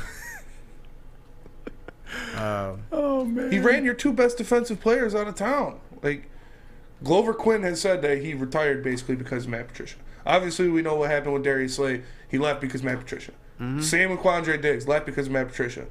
Like, you're not Bill Belichick, bud. You suck. Like, I hate him so much. Quandre Diggs, you know, the media, players don't want to tell us anything. I mean, you know, they want to keep it close to the vest and blah, blah. Quandre Diggs, he'd be like, hey, come over here. I said, what's up, bro? Oh, you don't be what this mug did today. He would just tell you. Just tell you what was wrong with him. And Darius Slay, you'd have to ask him what was up, and then he'd tell you. Right. But Diggs is like, come here. This mug, and both of them got traded. Wow. But, you know, particularly Slay, I knew, you know, what he experienced in Philadelphia going to the Super Bowl. He wanted so badly for this to happen here. But he knows as a cornerback, particularly, if your philosophy in the NFL, the National Football League, is we're going to have a bend but no break defense. That's failure right there. Right. There is no way you can stop offense because offenses they're gonna march up and down the field. You don't stop today's offense. No. What you do is they might fumble. You might get a turnover. They might get a 15-yard penalty. That's the only way you can stop them. Other than that, you got to put pressure on that quarterback. Right. Don't give him 3 or 4 seconds to throw the ball and pat the ball and decide where he wants to throw the ball. He got 2 seconds max. You're not stopping the Kansas City Chiefs or the Philadelphia Eagles with a bend but not break philosophy. Because they're going to bend you all the way to the end zone and then break your heart at the end of the game. Yeah, that's the bend. That's the bend and break. Exactly. So we're going to bend you, break you, and smack you upside the head. That philosophy don't work. But when he was, that's what Darius Slay was trying to tell us. This doesn't work. Why is he here? Where did he get that philosophy from? Because I know that's not a Bill Belichick philosophy. He was his defensive coordinator. He used to brag about having one of the best defensive play calls of all time. Yeah, he should have been bragging about his quarterback. Yeah. Because it looks like he's not as good without him. Facts. Bam. Facts. And we'll get back into it in a little bit, but let me first tell you guys about Seafood Fest, because Seafood Fest is back at Big Boy, and right now you can get some of your favorites during Lent, like the shrimp Alfredo, shrimp stir fry, and new fish sandwich. Don't forget the all-you-can-eat fish fry buffets on Friday night. Make sure you go to your local Big Boy today and satisfy those taste buds. Love Woodward Sports? Love wearing clothes? Then you should be wearing Woodward Sports clothes. Check out our full line of merch at woodwardsports.com. Just click on shop. We have all your favorite designs, like Dan Campbell kneecaps, Beverly Hills Golf, Woodward Golf, and of course, our own logoed out merchandise. Men, women, infants, kids all love Woodward Sports. Impress your friends. Impress your boss. Impress your dog. Buy Woodward Sports merch today. Walk into any Lady Jane's Haircuts for Men for an award-winning haircut experience and automatically enter for your chance to win not one, but 2 vehicles of your choice, courtesy of Les Stanford Buick GMC of Ferndale. That's right, 2 cars, one for you, one for your wife, your girlfriend, or your best bud. Lady Jane's Haircuts for Men, open 7 days a week. Walk in anytime, sign in, sit down, watch your favorite team play, and before you know it, your hair will be game ready. Let one of our talented, award-winning stylists make you look handsome and clean. Lady Jane's Haircuts for Men. It's wicked awesome. Can't get enough Woodward Sports content? Head over to woodwardsports.com right now for up-to-date sports articles and great entertainment news. We have the best writers, bloggers, and coverage all at your fingertips. Head to woodwardsports.com right now to experience all Woodward Sports has to offer. Chili Peppers Tanning is where you'll find the cleanest salons in the D, with spotless, sanitized rooms and trained and certified tanning professionals. I myself am looking very, very pale and need chili peppers. And I can, and so can you. You can join the Pepper Club for all the best deals. They'll beat all competitors by $5. Wow, only $5. Don't forget to pick up Australian Gold, Designer Skin, Caltan, and Swedish Beauty Lotions. ChiliPeppersTanning.com. The hottest bulbs, the hottest deals, the darkest tans, your vitamin D headquarters. 27 locations and more coming. It's Chili Peppers Tan. Chili Peppers Tan. What's going on, everybody, and welcome back to Big D Energy live on woodwardsports.com. Make sure you like the stream, share the stream. If you're listening to us on any podcast platforms, leave a 5-star review. Of course, you know who we got on the desk. It's Terry Foster and Lindsey Hunter, 2 legends of Detroit sport. I am Spencer Raxter, Sam Flannel in the booth.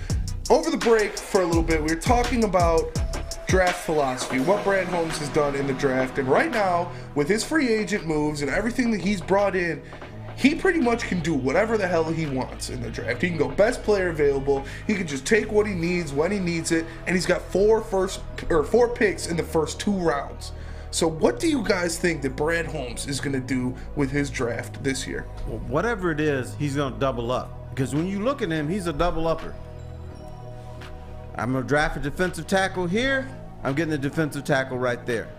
I signed one cornerback, I signed another one, and then the third one. So he at least doubles up. So we got to figure out, Lions don't need 2 more quarterbacks, so he's not going to double up there. So it would probably make sense he would double up with linebacker. But he may not double up because Lions, there's so many ways that they can go. But if he's going to do the double up or the double back or whatever you want to call it, it'll probably be linebackers this year. Yeah. Well, he's not made many mistakes, so we can't criticize him for whatever he decides to do, right? Right. I would like them. I would like them to get the kid out of Georgia with the baggage. Jalen Carter. I am not afraid of Jalen Carter. Me either. Me either. Me either. I may be a little shaky, but let's look at what Jalen Carter did. He was drag racing, okay? All the boys down south on the weekend drag race. Sometimes cars flip. Sometimes cars, their passengers die. That's what they. Remember the Duke boys? That's what they do down there. So and see, people don't understand. Oh, they do it up here too. Of course. Right on the highway over there. Stevenson Highway. My local one was the White Castle on Warren and Livernois. That was on the weekend, man. Right. That's what they did. In East Lansing, they used to drag race Lamborghinis down Grand River. It'd be 2 in the morning. You just hear, I'm like, whoa, damn. Yeah. Up at Mount Pleasant, they drag race with pickup trucks. Going 40 miles an hour. So it wasn't that exciting. But no. So there's an accident. 2 people get killed. He's like, okay, yo, I don't want to be involved in this. I'm out of here. Now, part of the reason it could have been, a lot of times athletes, I'm about to be drafted. I don't want to be involved with anything. Right. No, that's true. Is controversial. I'm just going to disappear and come back later. Maybe they won't. So he did that. So that's not a red flag to me. Well, he doesn't have character. No, he's trying to protect his career. And at that age. And at that age, yeah. It's not like he's 30. He's 21 years old. So then he has his workout and he's fat. He gained 9 pounds in a week. So what that meant, he was out partying, he's having a good time. Probably wasn't focused on that because he's like, I'm Jalen Carter. I'm a top 5, top 6 pick. They're not going to. I could still do my workouts, but he couldn't get through it. He was fat. He was huffing and puffing. Now, that doesn't scare me either because, one, he's a great talent, and guess what? As soon as his ass is drafted, they're going to put him in a weight room. They're going to give him a trainer. They're going to give him a dietitian, and that person is going to be with him the whole summer. By the time the regular season starts, he might be 5 pounds underweight. You don't know. So that doesn't scare me either. Now, if he comes back next week and shoots somebody, kicks his girlfriend's ass out in public. Or delivers a gun to somebody. Oh, yeah, delivers a gun. Or something like that. Right. Then I will get scared. So far, what I've seen, concern, but doesn't scare me off. Right. Right, and his film, you got to look at what he did this past season. It jumps off the screen. It does. You know, Lindsey, here's what I find cute about football. Like, you can ball out for 12 games during the regular season, and everybody's like, oh man, this dude is good.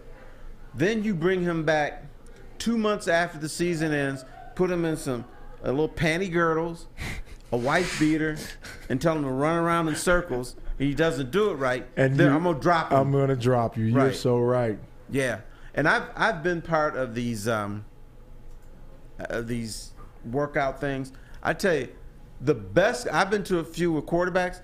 The best one I ever saw was Brian Hoyer at Michigan State. Hell yeah! This dude on his pro day was ridiculous. He was dropping dimes. He was hitting slow dudes in stride. He was hitting quick dudes in stride, everything. But guess what? He didn't have a rush. Right. He was in his T-shirt, had his little Michigan State shirt on. No pressure. He just was wonderful. I said, damn, this guy is not only going to make the NFL, he's going to be a star. If I had only based it on what I saw there. Right. Fortunately, I also got to see him play for Michigan State that year. And so I didn't go in and say, hey, this is Brian Hoyer, man. He's going to really tear it up in the NFL. Because I saw what he does when people are blitzing him, when people got pads on. It's a lot different. Greatest backup of all time. Well, the quarterback, evidently we know the quarterback for the Jets, who they said his workouts, Zach Wilson. Oh, man. They were announcing he was the next Aaron Rodgers. Mm-hmm. Right. Because they were like, oh, my God, they were showing on ESPN. He was running left, and he threw a pass back to the right, and it was like money. They were like, oh, my God. Did you see Tom Brady's workout? Probably was horrendous. He looked like some dude that you can get off the street. If you get a 6'2" dude with little bony legs and tell him to run, that was Tom Brady. Right. You wouldn't even touch him. Right. Now he's the greatest quarterback in history. Right. Right. So I'm not saying you totally discount those. But in basketball, you don't have that. You play your games. You might play in some all-star games and stuff like that.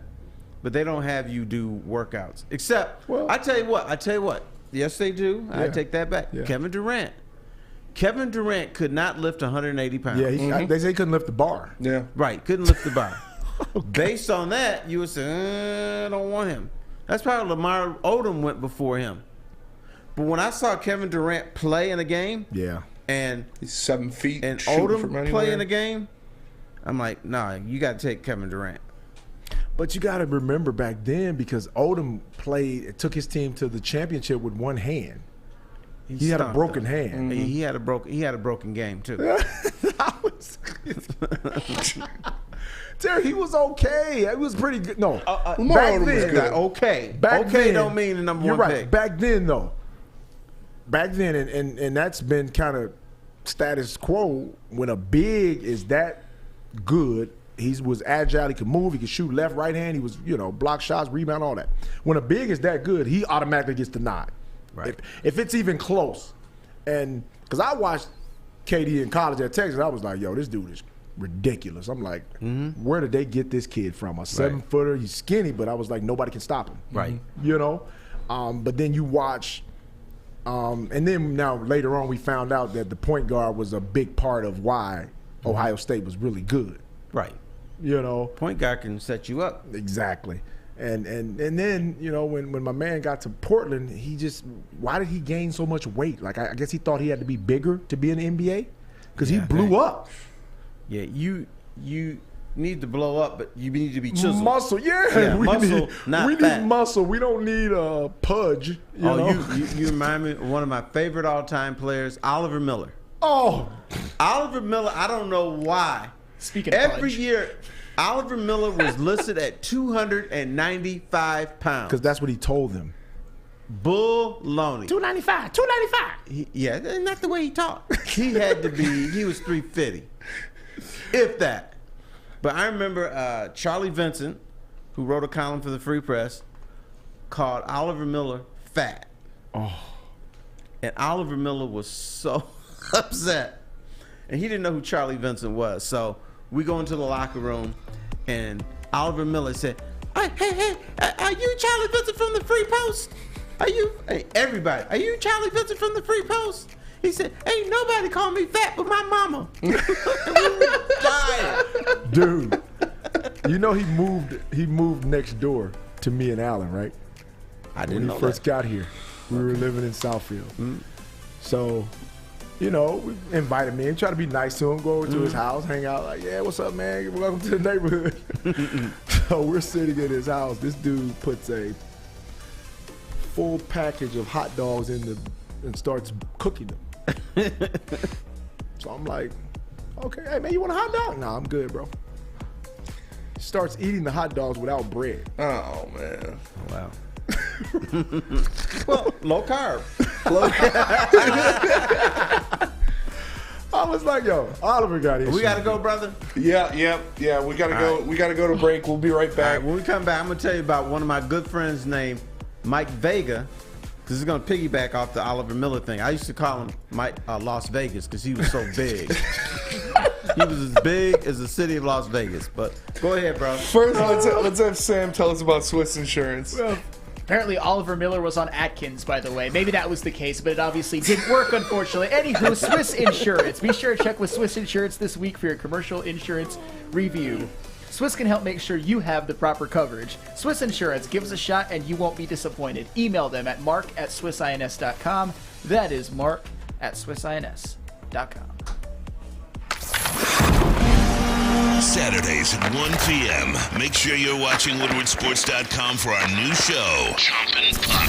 He shoots! He scores! With four-time Stanley Cup champion Darren McCarty and Michael Gentry. Chompin' Puck is taking the Detroit hockey community and giving them a voice. Pros to Joes. You'll get the best Detroit hockey coverage around. Chompin' Puck. Saturdays 1 p.m. on WoodwardSports.com. By now you know me, Christina Gennari, as the obvious choice in real estate. And you know my website, soldchristina.com, as your #1 resource for buying or selling your home. Myself, along with my amazing staff, pride ourselves on making your home buying and selling experience a relaxing and easy one. Come see why we are the obvious choice. Christina Gennari at soldchristina.com, the obvious choice in real estate. Can't get enough Woodward Sports content? Head over to woodwardsports.com right now for up-to-date sports articles and great entertainment news. We have the best writers, bloggers, and coverage all at your fingertips. Head to woodwardsports.com right now to experience all Woodward Sports has to offer. Welcome back to Big D Energy Live on WoodwardSports.com. I am Spencer Ragster, Sam Flannel on the ones and twos, and of course, the legends on the desk, Terry Foster and Lindsey Hunter. So before we went to break, Terry alluded to what he wanted to talk about next. So please, take the stage, Mr. Oliver Foster. Miller ate a whole package of hot dogs, right? All right. I got to tell you about my man, Mike Vega. Mike Vega was a writer for the Boston Globe. And we covered the Indianapolis 500 every year. Right. And they kiss your ass as a writer. Right. They gave us jackets, umbrellas, T-shirts, everything. So me and Vega, and I called him Las Vegas because he was as big as the city's Las Vegas. My man was pushing 400 pounds. So anyway, we go to this reception. They got steaks, chicken, swordfish, not salmon, but swordfish, all kinds of stuff. Hey, what do you want to drink? So I think I have a 7 and 7, and they bring you 2. So I think I have a beer, they bring you 5. You know, just so anyway. Afterwards, I'm rolling out. I can't even move. I'm so stuck. So Vega, he turns to me and says, "Hey man, let's go to White Castle." I'm like, "Oh man, What? How we gonna go to White Castle? We just ate all that food, and I know." Your plate was loaded up at least 5 or 6 times. So I said, all right, I'm going to wolf it down. My boy here wants White Castle. I'm gonna get it. So he pulls up to the window, the White Castle. He said, hey, let me have 10 burgers with everything on them, 2 fries, a chocolate milkshake, and a Coke. Then he turns to me and says, what do you want? I'm like, dude, I thought this was for both of us. That's funny. He's like, no, man, I had the munchies. I said, that's more than the munchies. So I ordered, That's a problem.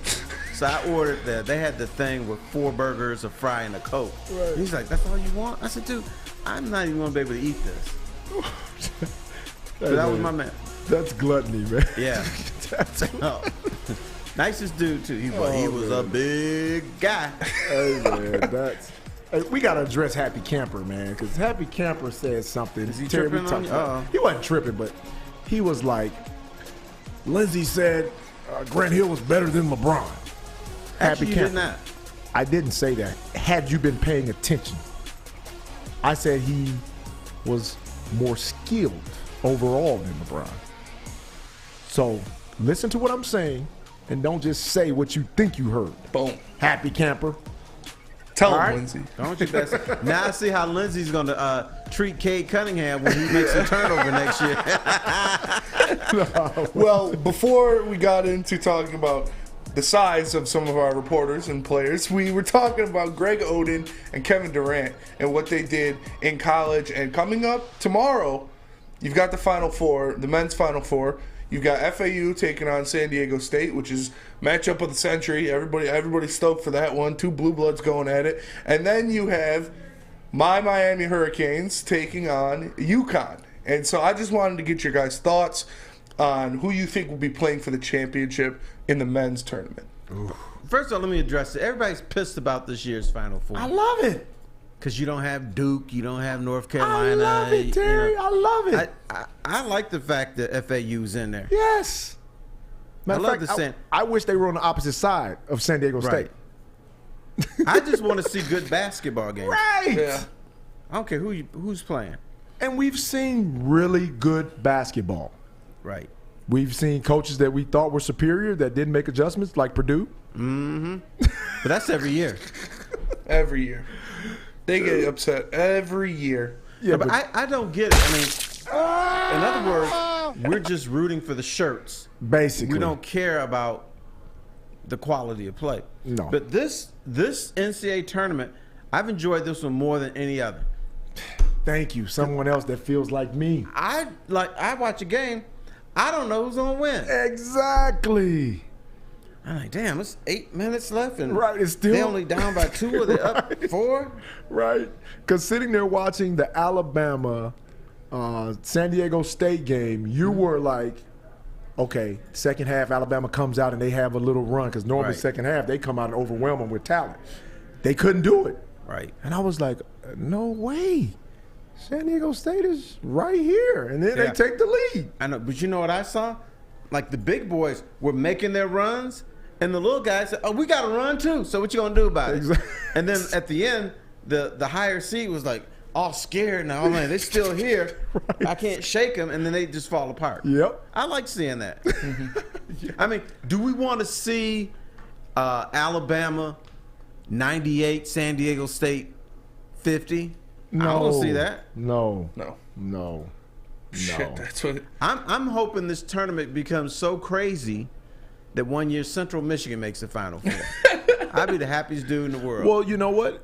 Well, they're going to try to change it. They're going to try to make changes in college basketball before this thing gets out of hand, because what's happening now, you can go recruit your 5 McDonald's All-Americans, but I got a 23-year-old, a 24-year-old out here that's transferred, a grad transfer, and guess what we're going to do to those little boys? Yep. We're going to send them home so they can go to the NBA early. Mm-hmm. And that's what's happening. And we're still playing. And we're still playing. Right. But the other thing, I think these, because of NIL and everything, man, some of these schools are just buying their teams. No, majority of all. You heard how Miami much did. You heard how much Miami spent, right? Yeah, Miami. They spent a truckload. Now, they've been spending before the NIL became legal. Yeah. But hey, who cares, I guess. Right. I'm with it. But you know what you can do? And what you got to do if everywhere you else. become like a multi-billionaire and like money's no object, and I'm a fan of Michigan State or Michigan, Just go buy their team. I can buy their team. Facts. Here's what I can do. I can upgrade their practice facility. I can pay the players. And I have my little tool and die shop, and everybody's going to endorse it, and you're going to get paid a lot of money for that. So then you can get guys in there. Shout out Matt Ishbia. Yeah, Matt Ishbia should have Michigan State in the Final Four every year. Then you should do it for football. Yeah, that'd be nice. Well, he got other things to worry about. Yeah, now he's got to worry about the in the Suns. finals. Yeah, that's a little bit of a problem there, too. Right. But I thought he should have bought the Tigers. And that would have been awesome. And before Sheila Hamp was in control of the Lions, I thought he should have bought the Lions. But for Sheila Hamp, that's my girl. Mm-hmm. She does not get credit for the Lions becoming good again. But I think she is the primary reason. I've been talking to some people. Sheila Hamp was the one that wanted the Lions to be aggressive. She was the one that wanted the Lions to have this kneecap mentality. What she did is she hired a coach that she thought could coach, but could also bring forth the mentality that she wanted. Right. And so it's kind of playing out. And she's not getting credit. You know, we talk about Brad Holmes, we talk about Dan Campbell, and they all deserve credit. We talk about the players, they all deserve credit. But this is her vision. Right. And other people, she couldn't carry out her vision, but she hired the people who could. Which is smart. Smart. And my understanding also, it's not just with the coaching staff, but she has hired people within the organization that have that kneecap mentality. Mm-hmm. Now, I might be in charge of the toilet, but don't come in and mess up my toilet and I can't clean it. I'll kill you. She's hiring people like that. Hey, yo! So, like the guy at the urinal. If you are the toilet washer at the Detroit Lions, you're not the Detroit Lions toilet washer. You are a Detroit Lion. That's the mentality that they have within that organization. And that's her vision. Now, and I hate to piss on him, but the old dad, the Lions have a reputation now of hiring and firing coaches too quickly. You stay here 2 years and you're gone. Her dad, William Clay Ford Sr., no matter how bad you were, you could stay here forever. Yep. Okay, I've just had 5 consecutive 5-win seasons. All you got to do is convince the old man it's going to change next year, he would keep you. Or he would hire his drinking buddies to run the team. Lindsey, as a black male, you know what we hate the most? The Good Old Boys Network, where some white dude can hire another white dude who's not qualified and have him run something. That's what the Detroit Lions did for decades. First of all, William Clay Ford Sr. hired his drinking buddy. Then he hired the friend of the drinking buddy. And then when they hired Matt Millen, why did they hire Matt Millen? Because he looked good on TV. No, because we like him. Yeah. Matt Millen is nice. Everybody likes him, which is true. Yeah, that was me. Yeah. But he didn't know how to run a team. No. Then it's like, well, he'll learn. Dude, you learn how to brush your teeth. You learn how to comb your hair. You learn how to make an omelet. You don't learn on the fly on how to run a National Football League organization at a high level. Not on the fly. Right. That just doesn't happen. So that's for sure. It's Sheila not something. Hamp deserves more credit than she's getting for turning this organization around. That's good, man. I do want to see the Lions make the playoffs, though. I want to see them make the playoffs. I want to see them be successful, because I'm sick of walking around and everybody, man, same old Lions, 8-8. Bro, I don't want to see them make the playoffs. I want to see them win a playoff game. Yeah, well, they didn't make I'm with you, Terry. They didn't make the playoffs last year, so that's why I always say that. Because of Baker Mayfield.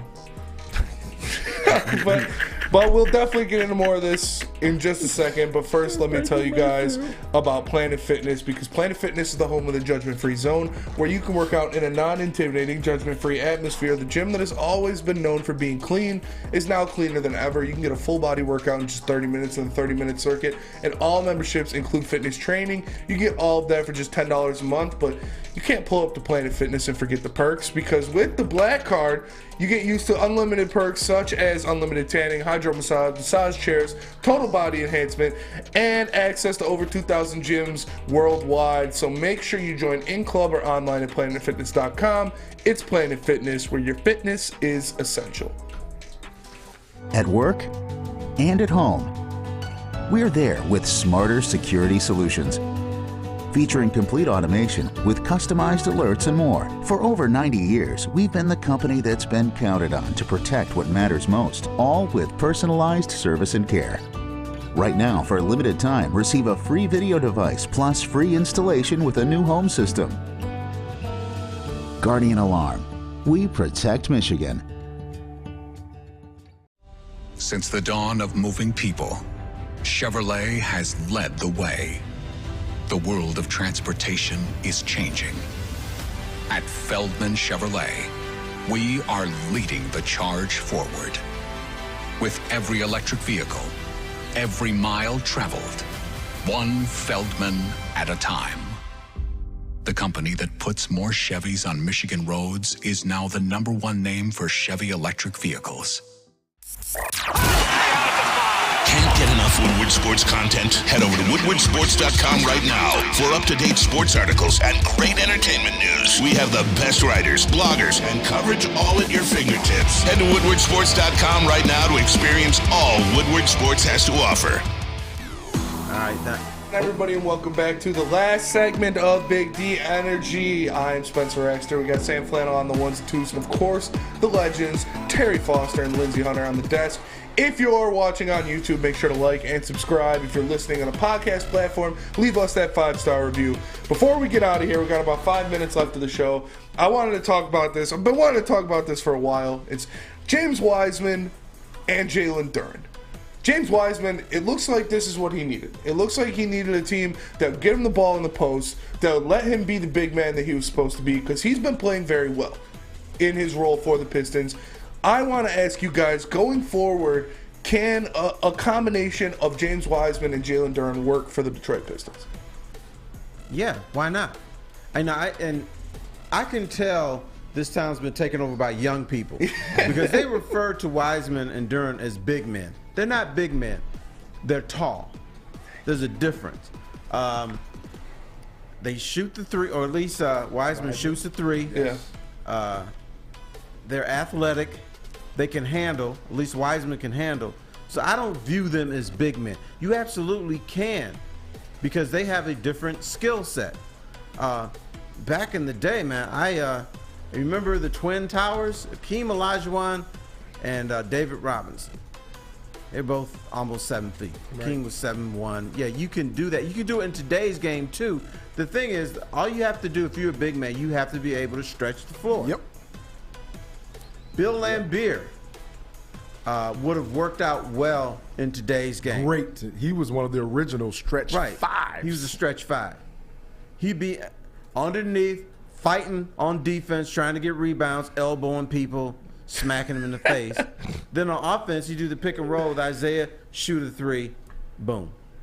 Bill Laimbeer would be a more skilled shooting-wise Draymond Green, because Draymond does all that dirty stuff that Bill does. But I think, like you said, people don't like. I don't think people watch basketball as. I think they watch it as fans, in which they are fans, but they don't. Maybe they just watch the highlights. Maybe they just watch the highlights, like Happy Camper here. But I know you want to unload on them. But Wiseman, I've watched him since high school. And when I saw him in high school, he was bringing the ball up the court. He was shooting threes. He was. I was like, dude, who the heck is this 7'2" kid that can dribble and shoot? And when Penny got him, we saw a little bit, but he didn't get to play much in college. Now he goes to Golden State. After they tanked that year, they get the second pick, and they're fighting for a championship, and he gets hurt. So he never really got to play. And when is the last time under Steve Kerr that Golden State developed a big? Well, according to today's society, Draymond Green is considered a big. No, he's not a big. We know he's not. I'm just saying. Point forward. I'm just saying. But I'm just asking, because Kevin Looney, and then how long has Looney been in the league? 6 years, maybe? Longer than that, probably. Yeah. So he just started last year. He just started contributing where you think, okay, he's solid, right? Right. So it took him 5 years. How long did they give Wiseman? Not long. We're forgetting about the great Festus Ezeli. This is the eighth year of Kevin. And I tell you what else would happen. Steph, when he's bringing the ball up the court, the few times he didn't shoot, he would look and say, see, I got Clay over here, I got Wiseman over here. Who am I going to throw the ball to? Yeah. Here, Clay, shoot it. Terry, they never threw him the ball. Right. I watched, because I watched Golden State. I coached there, so I watch him a lot. They didn't even look at him. He would sprint down and seal, and Steph would be out there like, yeah, you going for the offensive rebound? but to be expected, because that's the way they play. And to be a big in that system, you have to learn how to pass out of the mid post, and you have to learn how to cut, and you have to learn how to rebound. Right. Now, with his skill set, I thought that they were going to make him more of a Draymond Green type, because he could shoot and he could move. But they just gave up and didn't have time. Yeah. Well, the other thing, you have to have that Draymond Green mentality. Well, too. he's not that. He's not that type of, I first saw Draymond play in high school. Yeah, he was a Saginaw High school. He was crazy then. Exactly. And I said, there's nobody like this guy. Right. And he was a high school player. Yeah, I saw him play too. So, but I just, good for us they gave up on him because I really think he's going to be great. He's going to work out here. Yes. And if we get Victor with the first pick. Then that means you're going to be the Pistons head coach. Hey, I love it. With Victor and that kid, you got 7'4" and 7'1". Oh. Yep. Your rim protection is out of this world. Yeah. And they both can shoot and space the floor and move. Right. Oh, you've just changed the trajectory of the organization. And you did. And you know what? We're going to have a ceremony in New York when Lindsey Hunter gets named Coach of the Year. That's for sure. We'll be there. With it. Let's go. We'll be there, and Big D Energy will be there. But that'll do it for us today. We appreciate you all tapping into Big D Energy live on the WoodwardSports.com. Terry and Lindsey, thank you guys so much. It was awesome. Sam Flannel, of course, on the ones and twos. I'm Spencer Exter. We hope all of you have a great weekend, and we'll see you on Monday live from Feldman Chevrolet. Yes, sir. Happy Friday. Happy Friday.